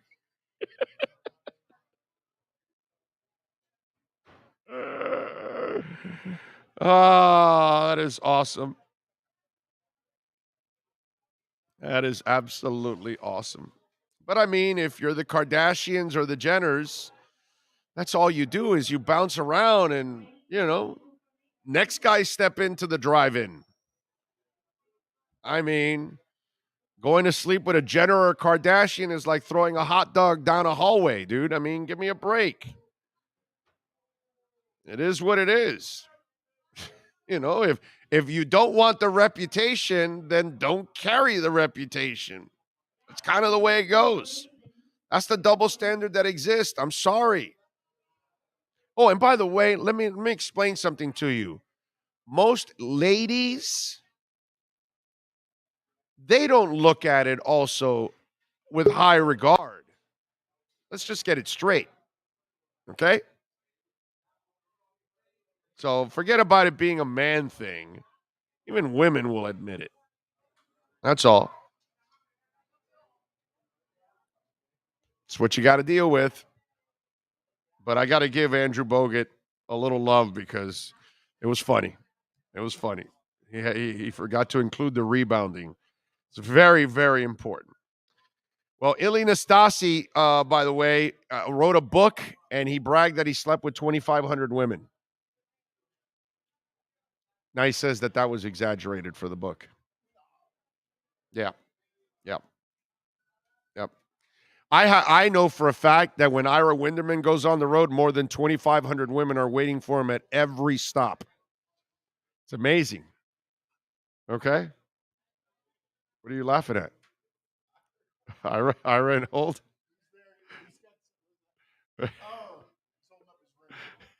He's holding up the ring. Right. He has to see, that's the problem with Ira. He has to then show 2,500 women, I've got a ring, and then 2,500 women are depressed in every city he goes to. It's amazing. All right, we'll talk to the man that just turns down 2,500 women in every stop he goes to. Ira Winderman in our Acura Pembroke Pines Miami Heat. And boy, do we have a ton of stuff to talk about in the NBA. Next. When protecting your family is your priority, there's nothing more important than a roof above the people you love. Call Tommy B. Butts Jr. Enterprises.com, 954-735-9826 or 954-394-1411 and ask to speak to Tommy, the owner. They specialize in all kinds of roofs, led by their highly crafted, skilled, and professional roof mechanics. All of their previous customers have an opportunity to enter their bi-weekly drawings to receive free an exterior impact metal door. Please call for more details. That's Tommy B. Butts Jr. Enterprises.com, 954-735-9826 or 954-394-1411. Trust Tommy to fortify and protect what's most important to you, your family. Heat fans, time for the best insight of your favorite team with insider Ira Winderman, exclusively on the Big O Radio Show. It's the Acura of Pembroke Pines Miami Heat and NBA Report. Here's Ira Winderman. All righty, there he is. If we only had a couple things to talk about in basketball today. Ira Winderman, how are you doing, my man? You doing good? I'm doing good. I'm going to give a preemptory for people, anyone listening to the podcast before 6 p.m., maybe a little after. As we've already learned, don't believe everything you hear or see reported. Everyone on this NBA beat is out to get their scoops, and then sometimes you wind up with your oops. And the first one already happened. Yeah, I like that. The first one already happened where there was a report the Heat were going to meet with Jalen Brunson, and all hell broke loose. And then we get an update. There is no Heat meeting with Jalen Brunson. Jalen Brunson didn't schedule with the Heat. The Heat didn't schedule with Jalen Brunson. And what you wind up doing on a lot of these is getting the pushback because teams realize it gets players and other teams thinking. In this case, Big O, all of a sudden we were trading Kyle Lowry. Well, Kyle Lowry sees that. And he's like, what the bleeping F? You're getting a point guard? Then the Heat has to get in touch with him. His agent has to massage all of that. So, yes, this is the most fun league, I believe, when it comes to Twitter and rumors and personnel. But stuff changes. And folks, there is nothing more important today than constantly refreshing your Twitter, because what you might see at 6:17 might change by 6:19, 6:41, 7:30, or Friday morning. All right. So let's get to, and the Brunson thing didn't mean any, it meant, it had no sense to it. Like there was no rhyme or reason to why the Heat would bring it in. Now, the report was that Brunson's reps were the ones that asked for the meeting, which was kind of crazy. Whatever it is. But you know what, Big O? What I do is when I get a piece of meat, I try to figure how I can cook that. If I need to fillet it, if I'm going to grill it, if I'm going to cook it in the oven. So what I was thinking of, okay, Jalen Brunson to the Heat, you're sending out Kyle Lowry. What else can you do? And I'm like, well, how about Kyle Lowry and Duncan Robinson for Jalen Brunson and Dorian Finney-Smith. Then you have your defensive 4 to move into the mix. So again, a lot of this, that didn't happen, but there's going to be a lot of part 2. And the reason I bring this up, and I know you were going to talk about it, even the DeJounte Murray trade with Atlanta and San Antonio is not done yet for this reason. You can expand trades, make the money work. So John Collins is still in the mix, not to San Antonio, but maybe to team number 3, including if the Heat lose PJ Tucker, maybe the Miami Heat step in and said, okay, let's see how we can make this whole thing work into a 3-way deal. So a lot of times you'll see something you think is team to team, A to B, and then all of a sudden C and D jump in. As you know, Big O, we've been through this for years together. The math and the cap can get awfully complex, which is always why it's a great thing to have Andy Ellisberg on your side. Okay, so walk us through, as the Heat Nation, on what's going on with the PJ Tucker situation, because James Harden opting out, and then now the follow-up report that he's willing to take a little less to give them even more cap space, which means they can sweeten that deal for PJ to make sure they lock him in. So if Miami cannot retain PJ Tucker, then John Collins becomes a guy that could be available, because I doubt the Hawks are going to pay Murray and Collins overall. So I would imagine that Collins gets into play. And then also in Milwaukee now, Bobby Portis has opted out of his option too. So now he's a free agent. Miami could be interested in a Bobby Portis, who also can shoot the 3, by the way.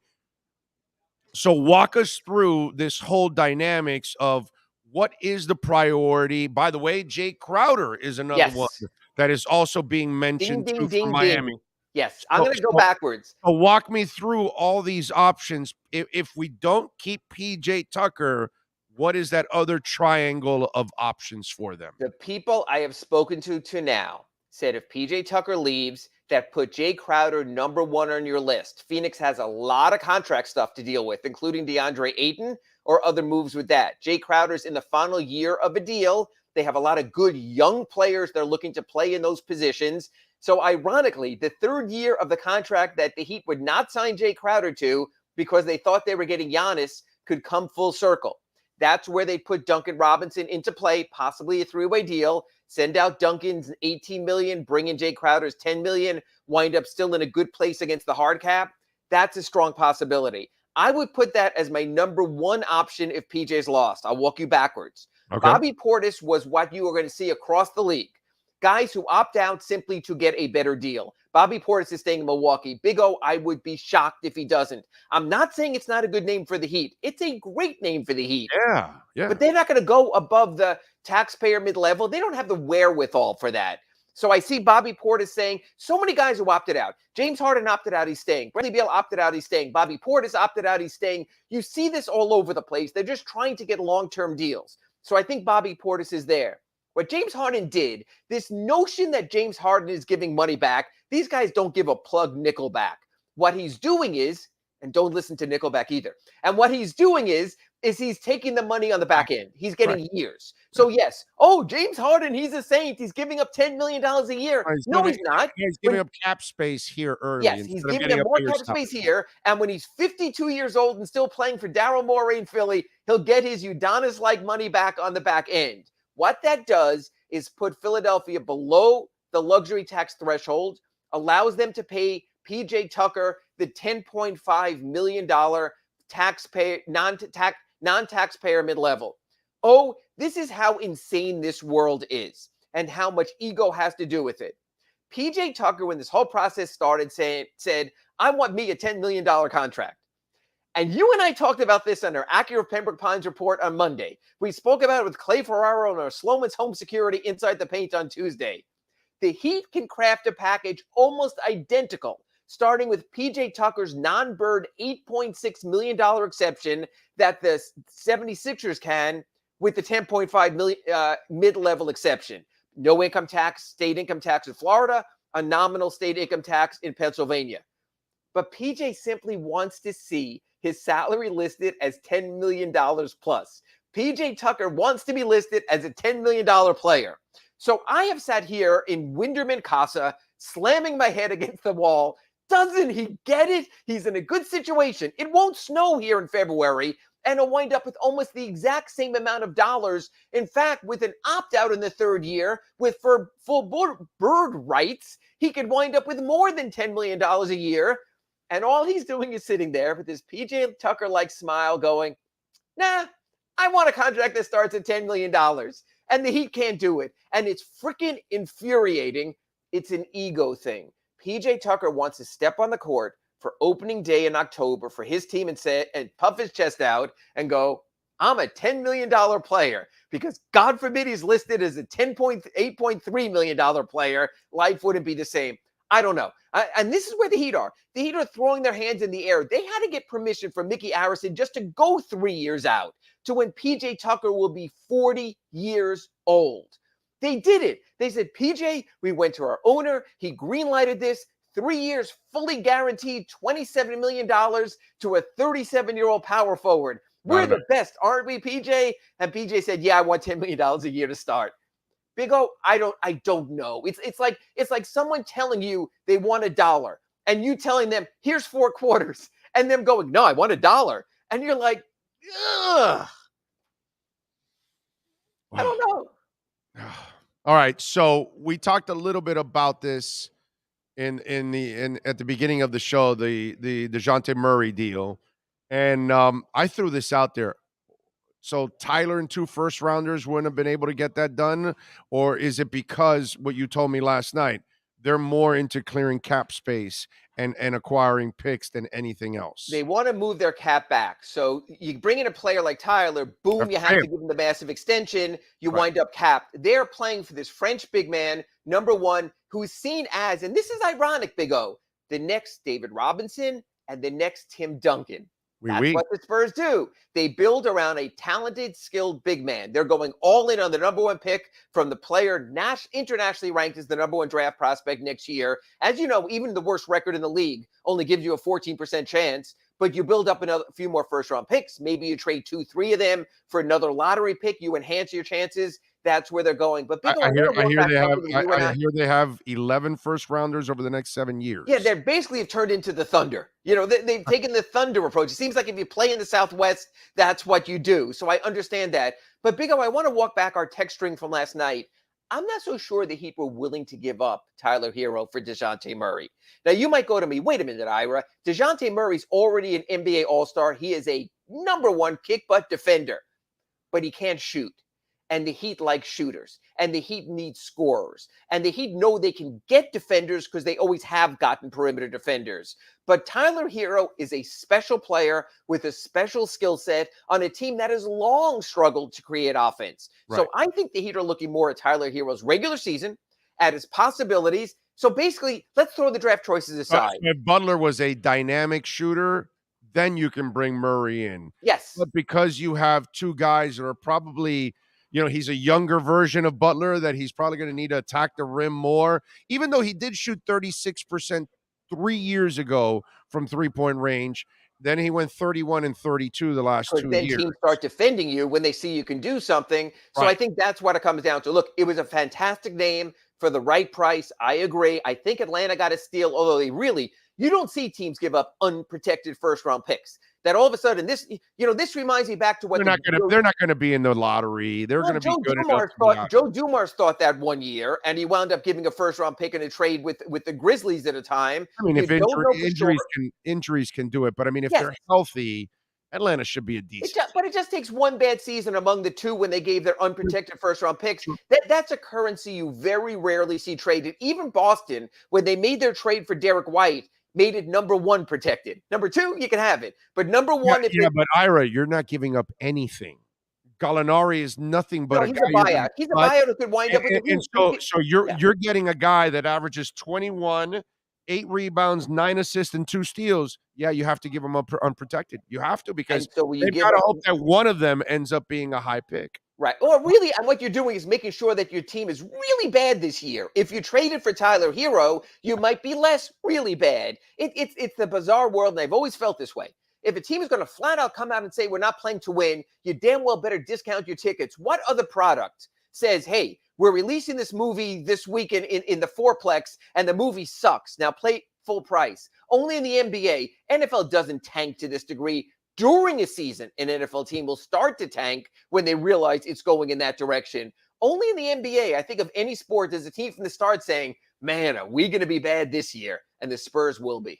All right, so let's tell the Heat Nation the Beal stuff is dead. Is the Donovan Mitchell stuff? No, that's very much alive. Okay. That is very much alive. I don't know what the hell Utah's doing. It seems like they're bringing in the Friends Club. You have Danny Ainge bringing in a Boston Celtics assistant coach. You have Dwayne Wade bringing in David Fizdale in the front office. It almost seems like they're playing basketball team than having any sense of continuity. So they're 50% Celtics, they're 50% Heat, and there's not a lot of jazz left in there from what was built by the previous regime and coached by Quinn Snyder. Yeah, and Big O, this goes back to the story I wrote at the Sun Sentinel today. This is why the Miami Heat do not want to be hard capped. When you are hard capped, it is much harder to make a mega trade in the offseason, a mega trade before the February NBA trading deadline. So the Heat's thought is this: PJ Tucker, you're terrific. You would have been great to have, but you're not worth giving up the chance for Donovan Mitchell. You're not worth giving up the chance for Kevin Durant. Because if this goes to crap in Brooklyn and Kyrie doesn't show up because he was scared by a neighbor's Halloween costume and needs 3 weeks off to recover, then all of a sudden Kevin Durant's going to go, get me the hell out of there, and start averaging a Harden-like 8 points a game. So the Heat don't want to be hard capped. This is not Mickey Harrison saving money. This is flexibility, that they could make a blockbuster, that they could throw Duncan Robinson and Kyle Lowry and other contracts in August, September, December, February, make the mega deal. And I agree with the Heat approach. You do not hard cap yourself for PJ Tucker at the expense for the 2% chance at Donovan Mitchell, for the 1% chance at Kevin Durant. Andy Ellisberg's a smart dude. He's not going to put himself in a box when he doesn't have to. The Heat have been hard capped each of the last 3 years. 3 years ago, because they got Jimmy Butler in a sign and trade. No issue. Last summer when they got Kyle Lowry in a sign and trade. No issue. 2 years ago when they got Avery Bradley and Mo Harkless above the non-taxpayer mid-level, a little bit of an issue. I think they learned from that. For elite, you go hard capped. For anything less than elite, you sit back, you let your fans deal with it, and you move forward. Well, the craziness starts at 6. Like, when should we know about Donovan Mitchell if that's a possibility? Donovan Mitchell won't be a today thing. Donovan Mitchell won't be a this week thing. Donovan Mitchell will be reading the tea leaves. Wait a minute. They let Royce O'Neal go? Wait a minute. They're trading Rudy Gobert to the Bulls. We're going to have to read the tea leaves, Big O. And then Utah will recalibrate and going, okay, we got this for Royce O'Neal. We got this for Rudy Gobert. Now where do we go? Then we'll have a better read. Again, I love free agency. At that point, you're going to have to trade Donovan Mitchell because he's going to look around and say, what am I, part of a rebuild? I got to get the hell out of here. Yes, but for what? For picks, which the Heat are limited in, or for players, which the Heat might be able to offer, three-way trade, that Tyler Hero? That's what you have to wait and see is what they're going to get. I love that we call this tonight the start of free agency, but it's really the start of the personnel season. And trades, I believe, because of the craptastic free agent list, are going to be more of a factor in teams reshaping than free agency. Another name, Zach LaVine. I think he's staying with the Bulls. Oh, yeah. He's at the top of the list. Matter of fact, I have a list at sunsentinel.com of the top free agents. And I think my top free agent listing right now is James Harden, Bradley Beal, Zach LaVine. And going down there, I think the top 5 guys I have listed are all expected, except for DeAndre Ayton, to go back to their current team. And if he doesn't find an offer sheet, he's going to have to go back to the Suns, if even on a 1-year deal. Keep an eye on the trade market. Folks, when you're scorecarding free agency tonight, also say to yourself, how could this impact the trade market? All right, what else are you working on in the Sun Sentinel so folks can check you out, my friend? It was a little thing last night that the clock took care of, and not the Heat. But at the stroke of midnight, Max Strus, Gabe Vincent, and Omar Yurtseven became guaranteed for this coming season. And like I spoke to you earlier this week, think about that. For $5.4 million total, they have 3 rotation players.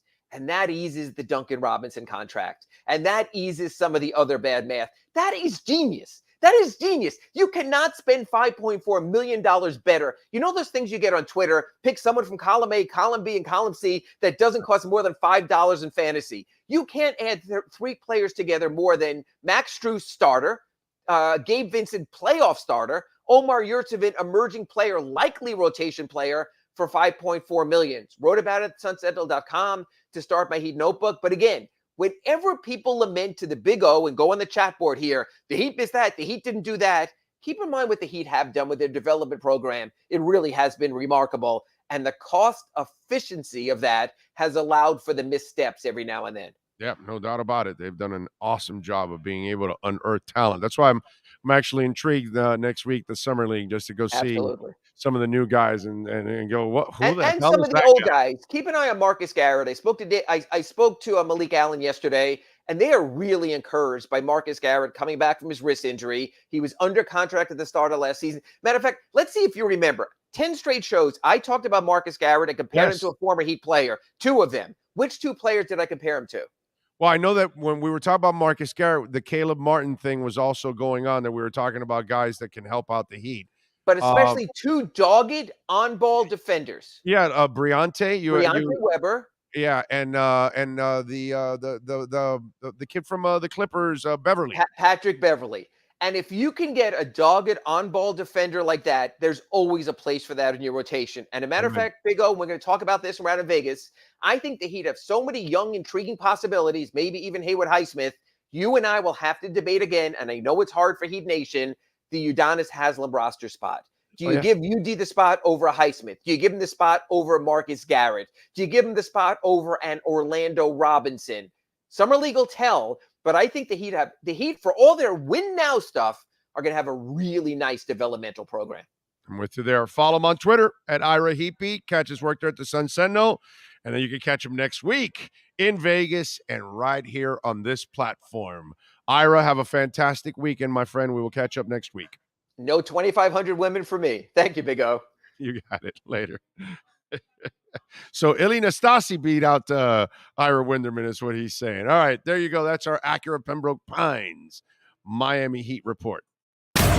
You've been listening to the Acura of Pembroke Pines Miami Heat and NBA report with Ira Winderman. When you're looking for award-winning service and great deals from the #1 volume Acura sales dealership in the Southeast United States, you go to Craig's Inn Acura of Pembroke Pines at 15601 Pines Boulevard in Pembroke Pines.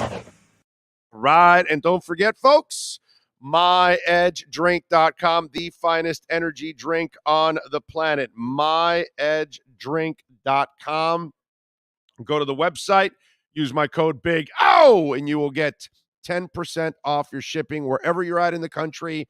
You want a great energy drink, you might think it's some of those other ones. They're not. They've got that aftertaste, and you're forcing that aftertaste down your damn throat. Don't do that. Get something that's smooth, that's delicious, that has zero aftertaste and only 78 calories. Edge Energy Drink, and it can be delivered anywhere in the country. Go to myedgedrink.com and you can get 10% off. Use my code Big O, and it is a great elixir too at the same time. myedgedrink.com. Make sure you do it, man. Go out there and support the great people that support us, as always. Appreciate it. One guy says, right now we're worse than we were when the season ended, said Jermaine King. Like, why mention that? Everybody is worse usually right when the season ends and free agency is about to start because they're about to lose players and all of that. But you got to wait till free agency is over, the draft and free agency, and then maybe you're better. I love how people will just tend to be negative just for the hell of it. Like, there's no reason to be negative about the Heat, period. You were 1 game away from the NBA Finals. The team made it to the Eastern Conference Finals, to Game 7. They had a great year. They maximized that roster. So I being negative about the Heat for me it's ridiculous. Okay, we could disagree about a move or something like that, and we could say, oh, I don't like this move as much, but it's a great franchise, and we always got to feel good about the Heat, period. Being negative about the Heat, Oladipo is gone. He's not gone yet. So, it's, again, people like that, you can't do anything about it. Beal is a bum. he's mentally soft for the culture. Bring in Mo Bamba and Collins and we're good. Heat are most consistent franchise in Florida. Heat are one of the most consistent franchises in all of pro sports. Not just Florida, not just NBA, NHL, NFL, Major League Baseball. They are one of the most consistent franchises in all of pro sports. And we are incredibly lucky. We can talk about a move here or there that we disagree with, like I do. I didn't want Whiteside. I didn't like the Lowry deal. I don't even like the Butler deal that long. I worry about it. Good players, but like I said, those are windows that you have to take advantage of early because the back end of those windows aren't going to be good. But that, they still got to the Eastern Conference Finals. You got to love what they're doing, man. You can disagree with it, but it worked out. Even though I may not like those deals, it worked out that you got to the 7th game of the Eastern Conference Finals. That's one hell of a season because you really weren't a championship caliber team. That's for sure. It's impossible to be negative about the Miami Heat. It just is. Big O, in your opinion, why is Pat Riley called the Godfather? Why do you think? I mean, it's pretty obvious, right? It's kind of the way it is. And Shula was the Don. And it's kind of obvious why, that's when you've earned the stripes, that's the way it goes, man. You've earned that. So, he's the guy you're going to listen to. He's the guy you're going to respect. He's the guy you're going to follow. He's the guy you're going to believe. That's why he's the Godfather. There's no other reason why. So I told you, Ilie Nastase, it's a funny story.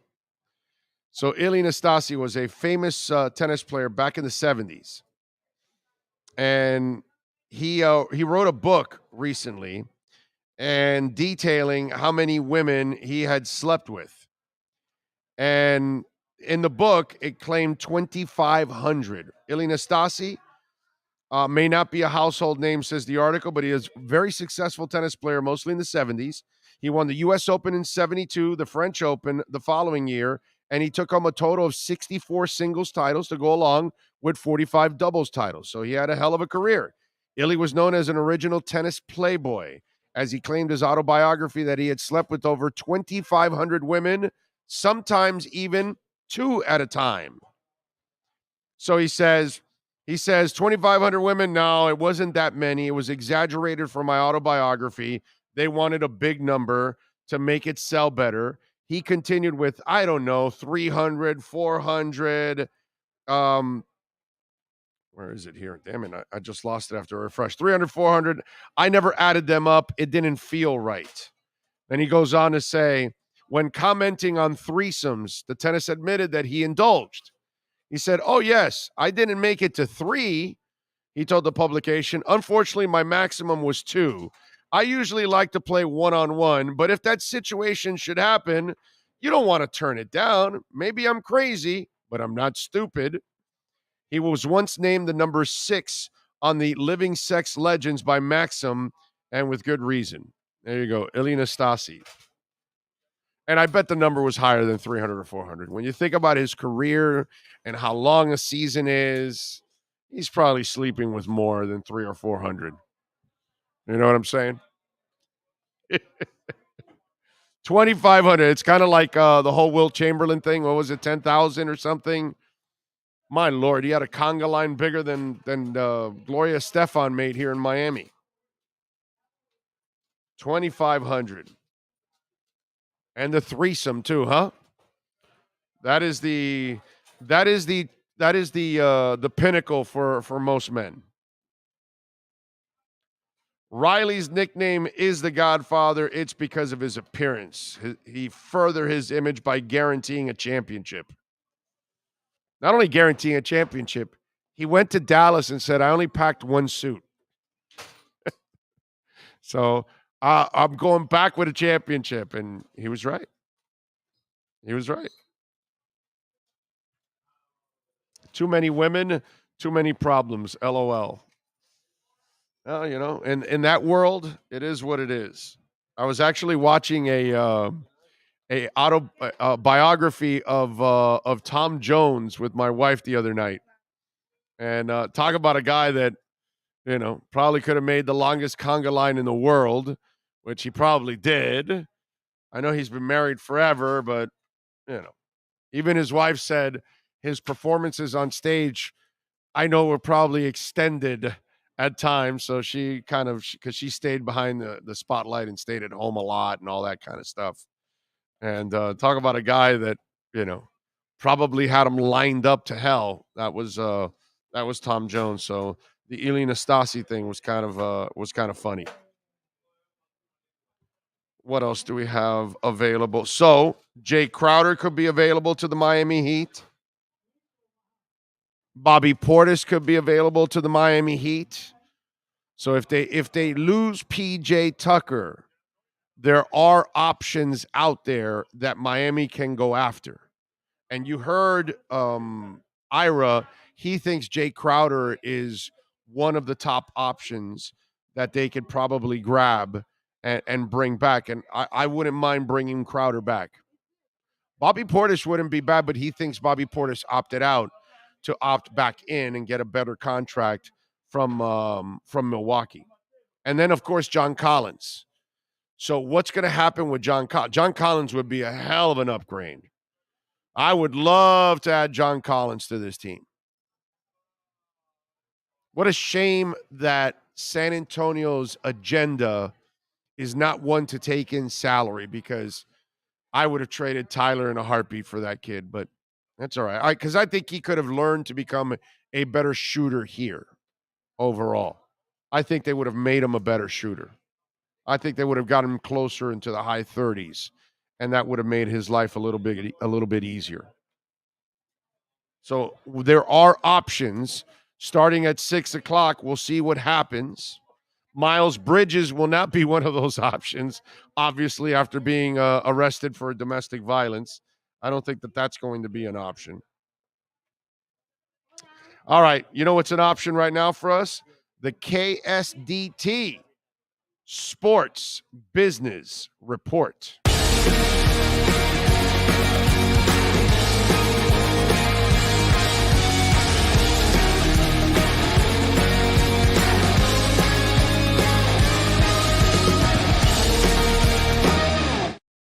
All right, the KSDT Sports Business Report. When sports and business collide, that's what we like to do. We like to talk about the KSDT Sports Business Report, and this one's kind of interesting and very creative, I gotta say, Sean. So I'm not sure if you're aware, but Barcelona has had a lot of financial issues as a franchise. So Barcelona has agreed to sell 10% of their La Liga TV rights for the next 25 years to global investments from Sixth Street Partners. The deal will generate $260 million of revenue for this season's accounts, with Sixth Street initially investing $207 million for its shares of Barcelona TV rights.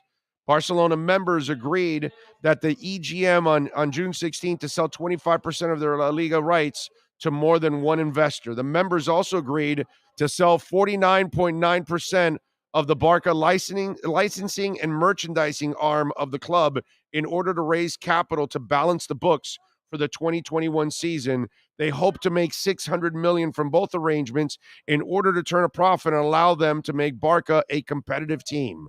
We are activating economic levers and executing on our patient, sustainable, and efficient strategy to strengthen the club's financial footing, said Joan Laporta, Barcelona's president. So they've been having so many problems.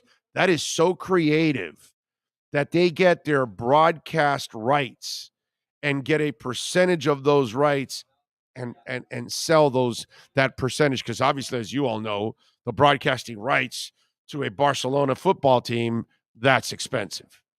kind of like NFL rights and all that kind of stuff. So that value is through the roof. Very creative considering the financial problems that they've had and the burden it's been for them. That's a really creative way of actually getting it done. Pretty impressive.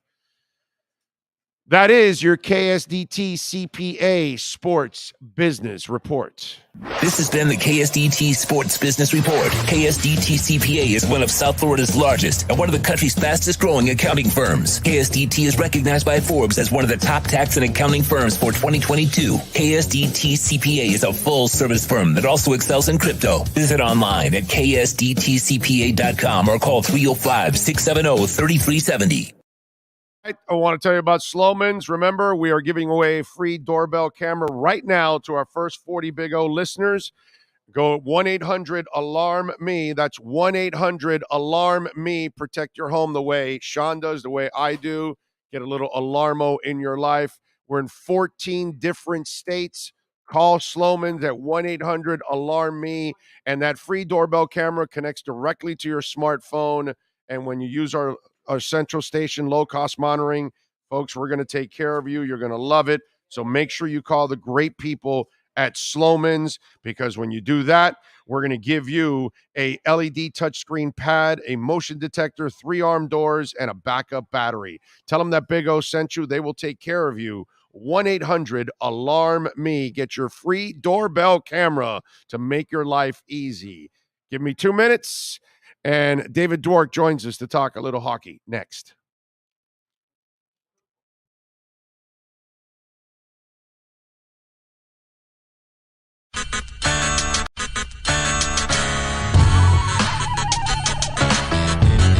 If you're a Miami sports fan, then there's only one store to go to, and that's Caneswear at Miami Fanwear in Davie. They're your one-stop shop for all your inner Miami CF, Canes, Dolphins, Panthers, and Marlins merchandise. They have hats, t-shirts, game day jerseys, and so much more. Located at 2511 South University Drive in Davie, and open 24/7 online at caneswear.com or innermiamiwear.com. Call them at 954-835-5597. Caneswear, the spot where inner Miami and all Miami sports fans shop.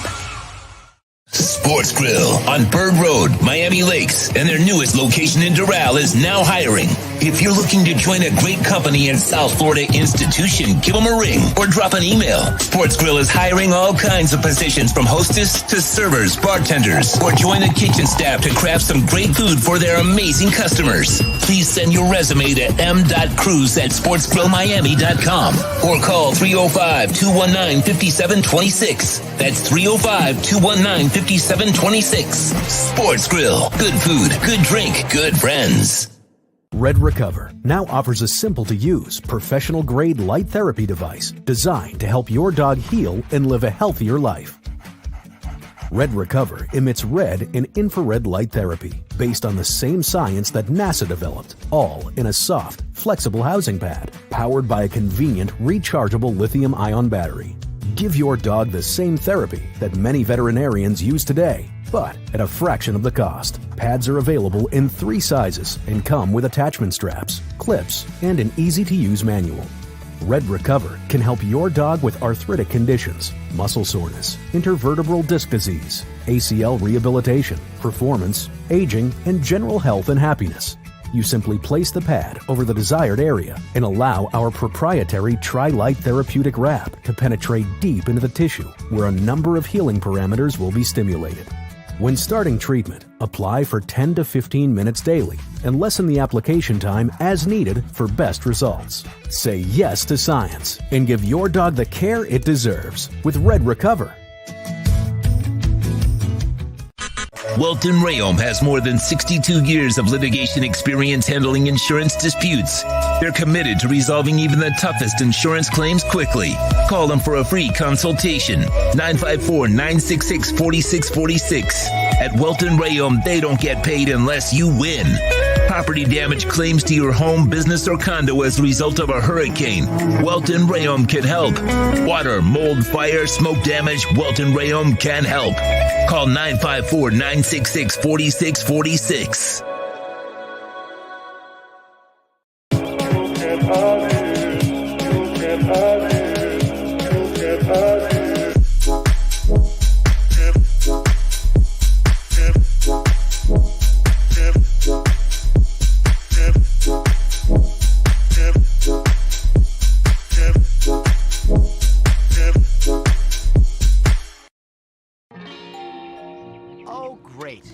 doorbell camera. Now you have a front row seat to your house getting robbed. They're breaking into my house! Ooh, there goes the TV. I'm sure it'll turn up at the pawn shop. No, not the TV! Just because you can see them, that doesn't mean you can stop them. With Slogans, you get 24-hour monitoring, a free home security system, and professional installation. Plus, free doorbell camera, one that'll actually work for you. Get out of my house! Get out of the house! Call 1-800-ALARM-ME.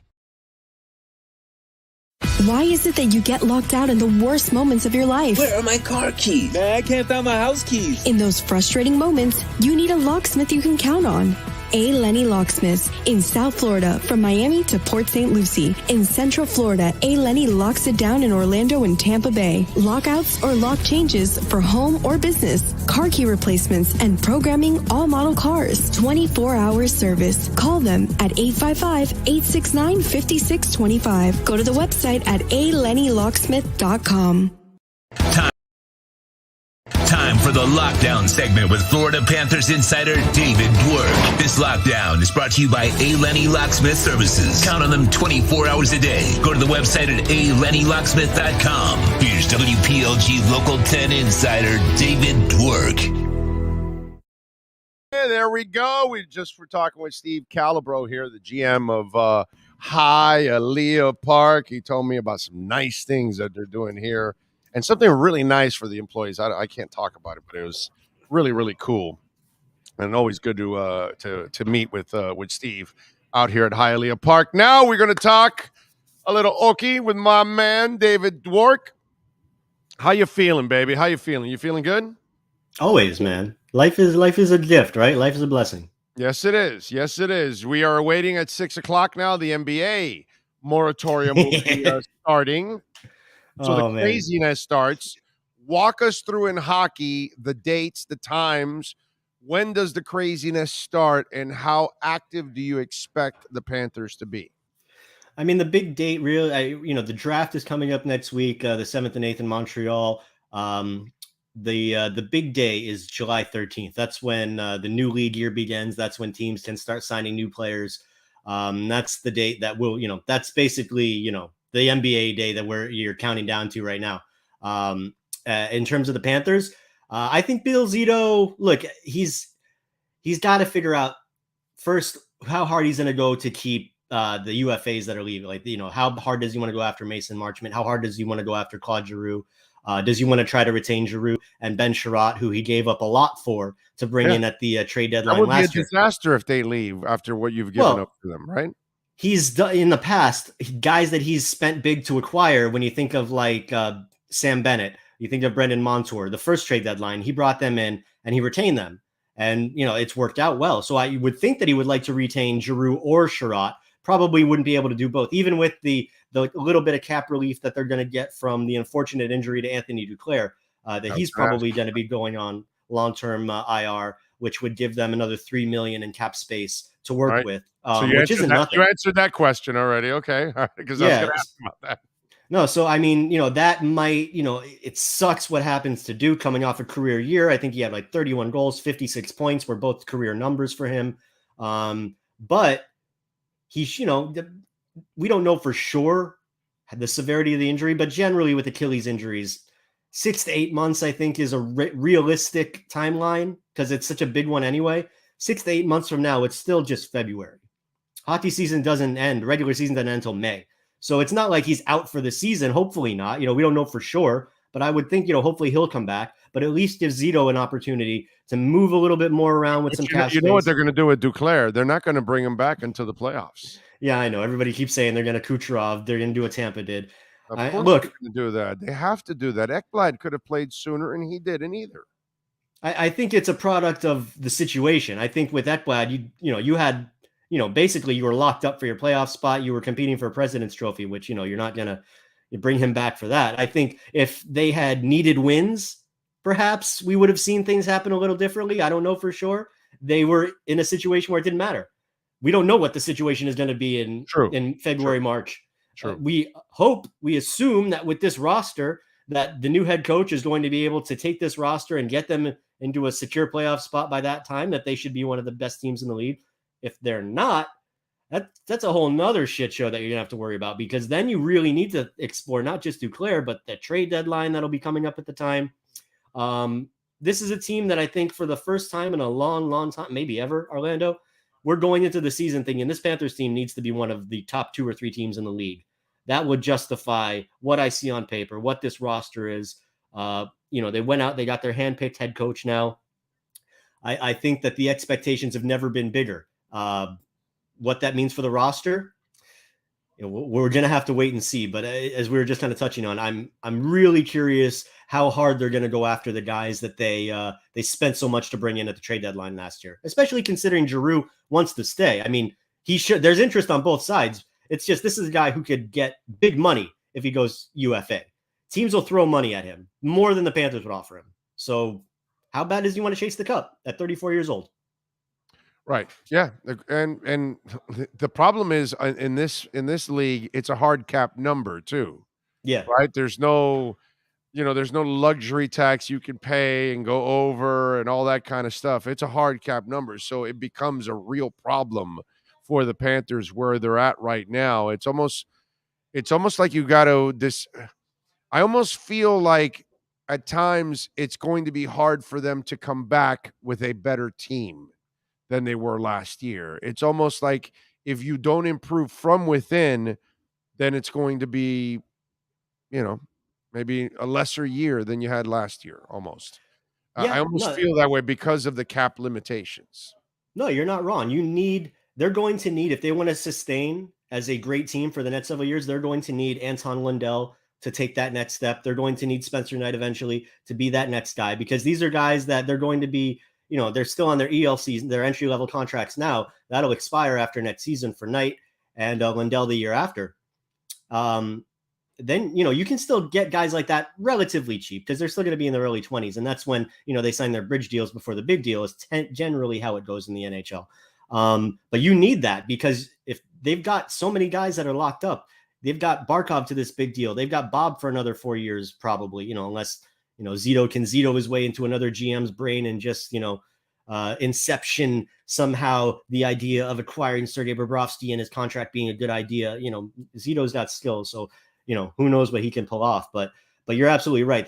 The problem is past Anton Lundell and past Spencer Knight, you don't really know who the next heir apparents are. You think Denisenko, you think Heponiemi, you think the younger guys like the Sourdiffs and the Schwintz, if they're going to take that next step. These are guys that are just starting to dip their toe into the professional game, let alone the NHL game. So it's going to be a little while, but they don't have those for sure prospect guys anymore. They've really leveraged so many of those younger assets, whether it's prospects or whether it's draft picks. They've leveraged all that to become a cup contending team right now. So the window is there. The window is open for this team right now. In terms of, are they going to be better next year than last year roster wise? I mean, probably not. But I mean, remember, the roster that they ended the year with was the one with Giroux and Sherratt and these guys that they added after the fact. We don't know how the season's going to play out. We don't know what Zito may be up to at the trade deadline. We don't know what veterans are going to be willing to come here for pennies to chase a Stanley Cup, as we've seen team players do.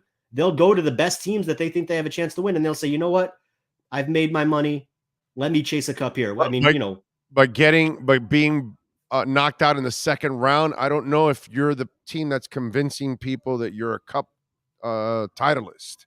You know what I'm saying? They might look at the Rangers more than they would the Panthers at this point in time. They might look at Tampa more than they look at the Panthers at this point in time. Hell, Carolina will be a battle for them.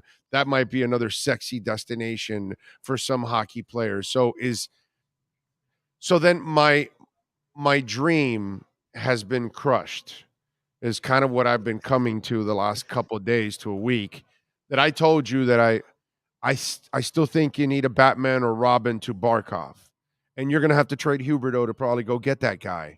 But I'm finding out two things, because one, obviously, I'm not nearly as smart as you and George are following this sport, but it doesn't look like there's that stud that's disgruntled that's available.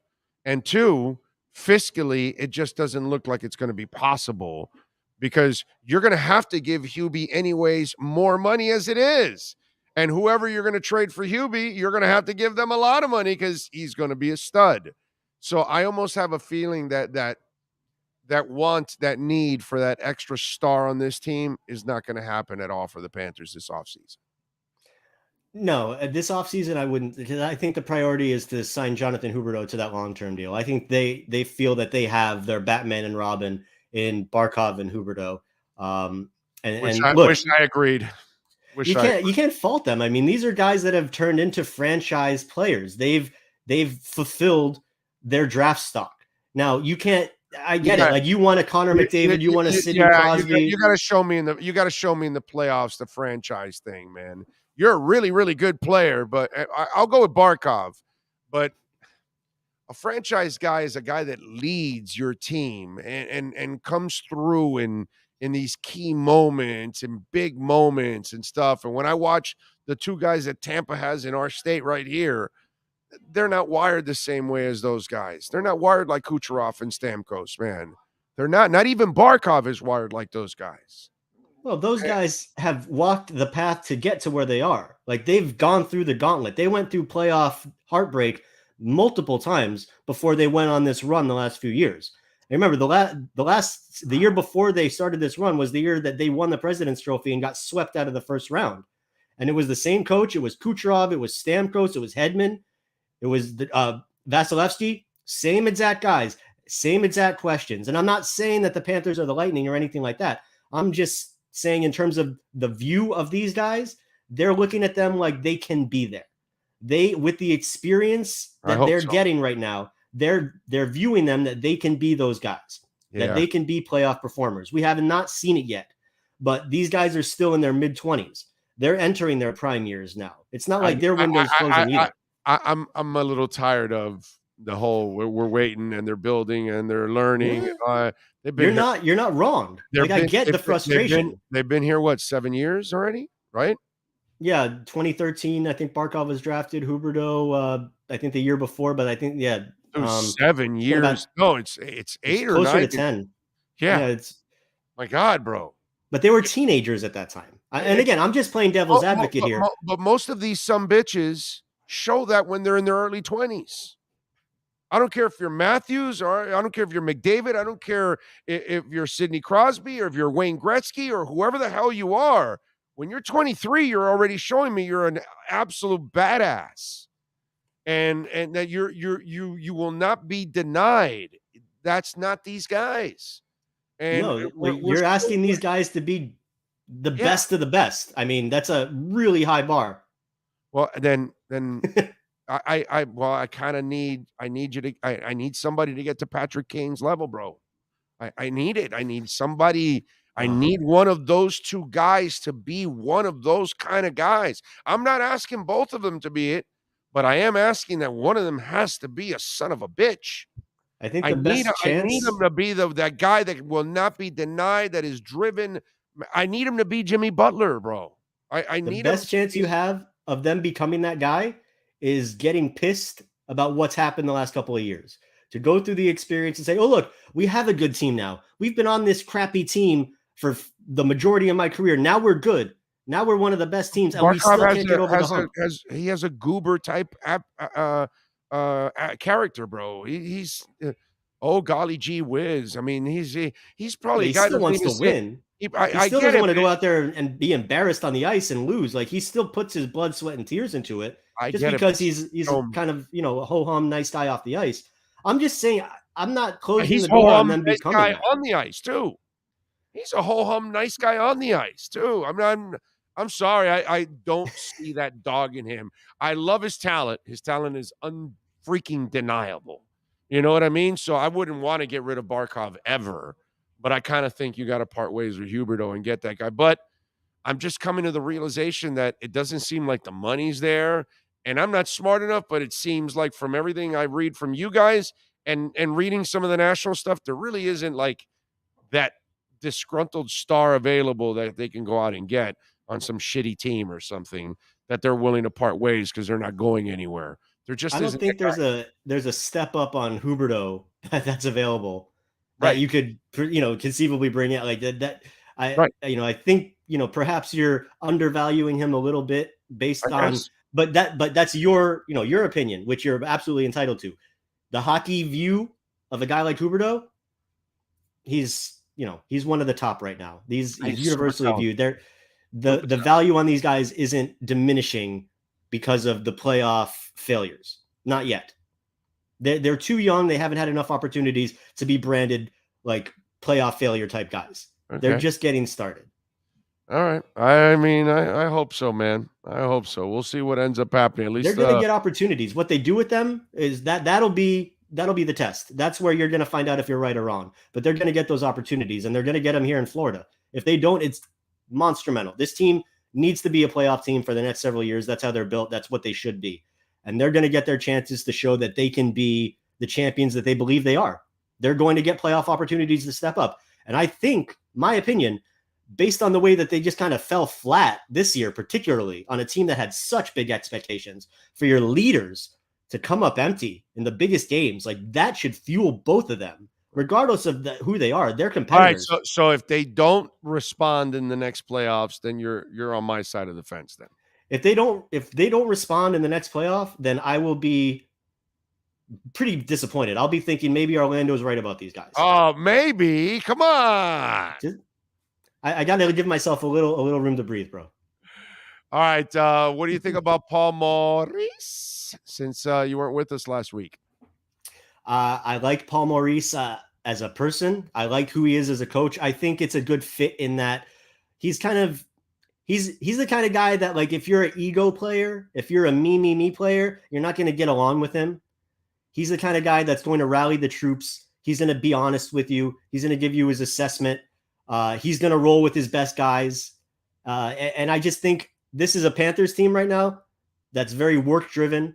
They're very together. We heard all the stories this year about how they were such a good team off the ice, such a good room. I think Maurice is the kind of guy that's not going to disrupt that. He's not going to go in there trying to be, this big ego, yelling and screaming and all that stuff. He's a very professional coach. I think it's a good fit. I think it'll be cool to see a guy who's been around for so long. I mean, his first year behind the NHL bench was the year the Panthers went to the finals. That's how long this guy's been around. He's only 55, but he's been around for a minute. I think it's safe to say this is probably the best team he's had to work with roster-wise. So that will be interesting to see if he can, work with them. I think what I just keep going back to, Orlando, is this is Zito's choice. We've seen Zito handpick this roster, mold it. We've seen him reshape the front office. They created the goaltending department. Everything that Zito has done since he's been here. The only thing that he didn't really have his full handprints on was the head coaching job. And this is his guy. So if we're going to believe in all the moves that Zito and his guys have been making and all these great players, these great additions, these diamonds in the rough, if this is the guy that they believe can lead the team to the next level, I'm for that. And just knowing Paul Maurice, the brief interactions that I've had with him over the years, particularly recently, I'm a fan of the hire. I like it. I think it's a little understated, which is a good thing, that they didn't necessarily go out for the big whale. They went out for the right fit. And yeah, I'm for it. I'm excited to see what they can do when the season gets here. All right. Follow him on Twitter at David Dwork. And, of course, catch his work there at WPLG. And, of course, Chirping the Cats podcast. Make sure you subscribe to that so you can keep up with the Florida Panthers and then keep up with them every week here on our new episode coming later today on the Chirping the Cats podcast. I love it. There you go. Subscribe and follow and listen. As always, my brother, thank you. Appreciate you. We will catch up next week, my friend. Yes, sir. Be well. Thank you. A. Lenny Locksmith, 24-hour locksmith services, house, car locks. You've been locked out of your car, you call A. Lenny Locksmith. You're locked out of your home, you call A. Lenny Locksmith. You need to get that car key reprogrammed, you call A. Lenny Locksmith. You're opening up a new business. You need new locks? Call A. Lenny Locksmith. They will take care of you, folks. And tell them that Big O sent you. All throughout South Florida, man, from Dade all the way up to Port St. Lucie. And, of course, our friends in Tampa and in Orlando. We've got locations there. And we've got a location in Phoenix, Arizona also. So go check it out for yourself. Call them 561-284-5090. That's 561-284-5090 for ALennyLocksmith.com. This has been the Florida Panthers Lockdown segment, brought to you by A. Lenny Locksmith Services. Count on them 24 hours a day. Call 855-869-5625 or go to the website at alennylocksmith.com. Alrighty. We thank you all out there as always. We are out at Hialeah Park here. We'll be back in 2 weeks, actually. Actually, we'll be here. No, we'll be no. Well, we'll be here next week, right? Early next week. Yeah, we can come here on Tuesday. Huh? I fly out at night. Oh, yeah, that's right. It's July 4th weekend. That's right. Forgot about that. That's right. Yeah, that's right. No. Yeah. We're kind of complicated for next week. Yeah, we're gonna have to look at some of those times. You've got us coming on at 7 a.m. Vegas time. Yeah, probably. Well, we can adjust that. That's not a problem. But also we're at Tommy Rockers, right? Or no? Are we doing not the first two? Are we doing... No, we're at Tommy Rockers. Once you get there, like the 8th, yeah. Then we'll go over to Tommy's. The first couple of days, obviously, I'll be at the Airbnb. Yeah, and then also we got to figure out the times for the summer leagues. Yes. That's will be figured. I mean, that's like in the. But I'm saying they're like in the 4 in the afternoon. Well, no, there's a couple at noon. There's one at noon. I know. For really, there's for the one. Heat. One at noon their time. Noon their time? It says 12. Are the times on the thing Eastern? Yeah, they're Eastern. If you're saying it here, yeah. Oh, so then be 9 o'clock, I guess, because there was one 12, 4. The last one was 7. That was the day. If you're reading an article from here, they're giving it to you Eastern time. If you double check. Yeah. That's where that whole East-West stuff gets all confusing. You know, it's not confusing. A Perdomo cigar, baby. Have you been to the retail store here in South Florida at 5150 Northwest 167th Street in Dade County? Come on, man. Get on down there. They've got a beautiful, ginormous humidor where you can get a little Estate Selección vintage, get a little sun-grown, a little Maduro. You'll love it. 94 rating from Cigar Journal. You can get the double-aged 12-year vintage, the 10th anniversary, the 20th anniversary, the Lot 23, the Habano Bourbon Barreled Aged, which I just smoked one of those about 2 weeks ago. It is an absolutely delicious cigar. Check it out for yourself, man. 5150 Northwest 167th Street, or go to your nearest cigar shop, man, and ask for it by name, Perdomo Cigars. So when you hit the golf course, when you're out at Top Golf, when you're just hanging out, maybe sitting in the backyard, relaxing, having after a great dinner or a lunch or something like that, kick back and relax with a delicious Perdomo cigar, so well constructed, and it just burns beautiful, man. Yes, sir. So the Kiss Museum is fully open, by the way, in Las Vegas. You were wrong. They're like in the evening, right? And then it's afternoon, but evening for right. Oh, the other ones. Yeah. We're not there for those. Yeah. Yeah, we're not there for those. 2:30. Okay. We'll be able to catch some of them. Okay. I've recorded them too, so it's not a big deal. It's more about going to meet with the NBA people is really what it's all about.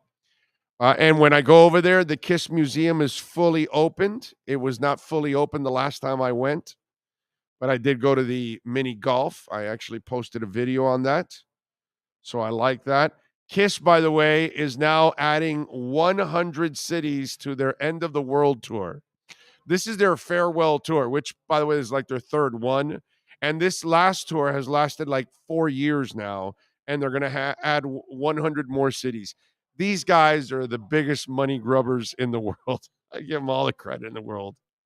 Gene Simmons is going to cash in as much as he can. That sucks. And I told you guys about this earlier. Metallica canceled their headline appearance at Frauenfeld Rock Festival. They got COVID. Man, you cannot, you know how I used to travel all the time for concerts. I have not done that yet too much post-pandemic. I did it for Genesis, and I got lucky. And if you do it, you're really gambling because there is no guarantee that the show you're going to go to, like when we went up to Flagler Beach for the week, I was going to go see the Interrupters. Now, I wasn't doing that trip to go for the Interrupters. We were going up there to go broadcast from Tortugas and have a great time with the guys. And then while I was there, hey, the Interrupters were going to be in town. Why not? I'll go check them out. Great. But guess what? COVID, they got canceled. I didn't get to see the concert. So imagine if you're traveling to that rock festival, and I guarantee you that Metallica is one of the reasons why you're traveling because they're the headliner. And lots of us love Metallica. And hey, another post what's it called? Post pandemic. I went to see Metallica, Greta Van Fleet, and Cage the Elephant. And it went through. I got lucky. But let me tell you, be careful, folks. I mean, look, I'm going to Vegas next week, and I'm going to go to the Morrissey concert on Wednesday. There's no sure thing that Morrissey is going to perform. Somebody might get COVID. This COVID crap is still in the way, man. It's still in the way. Sucks. Nyborg says, Big O, have you ever been to Heart Attack Grill in Vegas? They have burgers up to 32 ounces, fries cooked in lard, and butter fat milkshakes. Yeah, and I won't be going. It's just, I struggle enough as it is, as you can see. You know, weight is an issue for me because I'm constantly trying to fight the fat. And no, I'm not going to go there, Nyborg. No. I have heard of the place, but I'm not going there. A 32-ounce burger, bro. I'm going to die.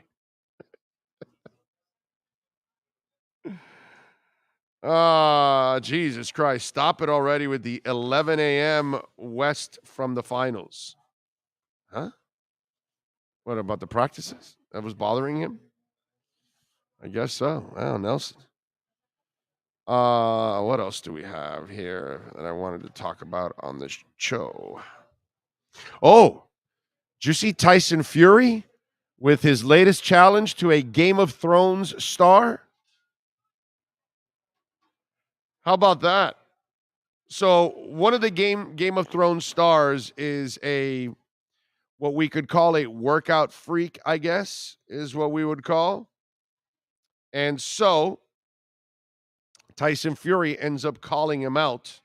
He calls out the Mountain. So it appears we could see Tyson Fury, who threw a verbal jab at Game of Thrones star Half-Thor Bjornsson on Wednesday. The actor turned boxer accepted a fight. Fury's barb was pretty clever. On Instagram page, he wrote, I wonder if Thor Bjornsson could take a crashing right hand to that big jaw, adding, who would have Thor's hammer? Would this mountain be too big to climb? It didn't take long for Thor, the former world's strongest man, to see the quips, and in the shirtless video, he fired back at Fury, accepting a fight if the 33-year-old heavyweight champ was offering one. He goes, I'm up for war, Bjornsson said. Let's do this. Now, Bjornsson, by the way, is an actor and a former strongman, but he's also a boxer. Since 21, Bjornsson has boxed 4 professional fights, winning 2 bouts, while the other 2 ended up in draws. They're both about the same size, 6'9". So we'll see. You know, I know the Bjornsson guy is a big, tough guy, but just because you're a tough guy and maybe you can hit a little bit, that doesn't mean you can get into a ring with a professional boxer. You know, that's the part I love. And maybe Bjornsson should have had some fun with it. Listen, he's a tough dude. He could take it, but it's a whole different ballgame when you get in there with somebody that's a real professional at anything, and you think you can hang with that person.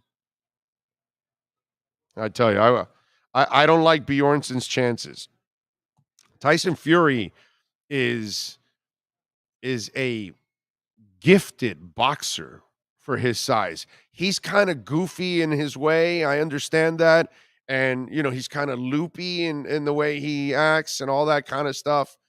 But if you've watched him over the years, I think more than anything, he's convinced you he's one hell of a fighter, boxer, puncher. He's got an incredible jaw. I mean, I've seen that guy take a hit, and I've seen him come back from those hits. I've seen him come back from being knocked down and knock other people out. Tyson Fury's one of those guys that has just over the years won me over, and I respect what he is as a great, great boxer for a heavyweight, man. So he's an interesting cat. And he's also a singer too. So you can catch it after a match. He might hum a few bars for you. Yes, Sean? What were you going to say? Have you seen Mountain Box? Have you seen any of his pro fights? Yeah. Okay. Yeah, he's not He's not going to last with Tyson Fury, bro. I told you don't want to get Just making sure. No, I know. I did I give Bjornsson any shot? Oh, no. Like I said, you don't want you don't Those two draws were because both guys couldn't get back up. And then also Nelson Alfonso, we weren't talking about the Heat in the finals. We were talking about the Summer League where we're going to be at attending. Right. I'm not sure if there was another conversation going on, but I think he was talking about us saying the 11 o'clock with the finals. And then he responded back by saying they had an easy path. I'm not sure if I missed the conversation. I went back through. I didn't see anybody else talking about it. So I'm not sure if that's or if there was a conversation I missed there. But we were talking Summer League, which we will be attending next week. Yes, sir. We'll be there with the That's entire, where my whining of the early times came from. Yeah, we'll be there with the entire NBA world. Big O, did you get a chance to see Richard Pryor, Red Fox, or Robin Harris? Your boy JM. Yes, of course. Of course, that's my time, dude. Yes. Those are my my comedians.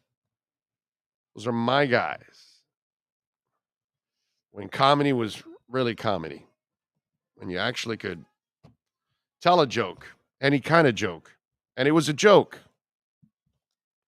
Nowadays, bunch of sensitive little bitches. All right, let's wrap it up here. We got to thank Ira Winderman, Alan Poupart, and David Dwork for joining us. We thank, of course, Sean Stanley putting it all together. We thank the Brunetti family, Frank Fiore, Steve Calabro, all the great people out here at Hialeah Park for making it nice and easy for us. We will see you tomorrow at Craig Zinn's Acura of Pembroke Pines, baby, at 15601 Pines Boulevard, just off of I-75 and Pines. We'll see you there. Y'all be good.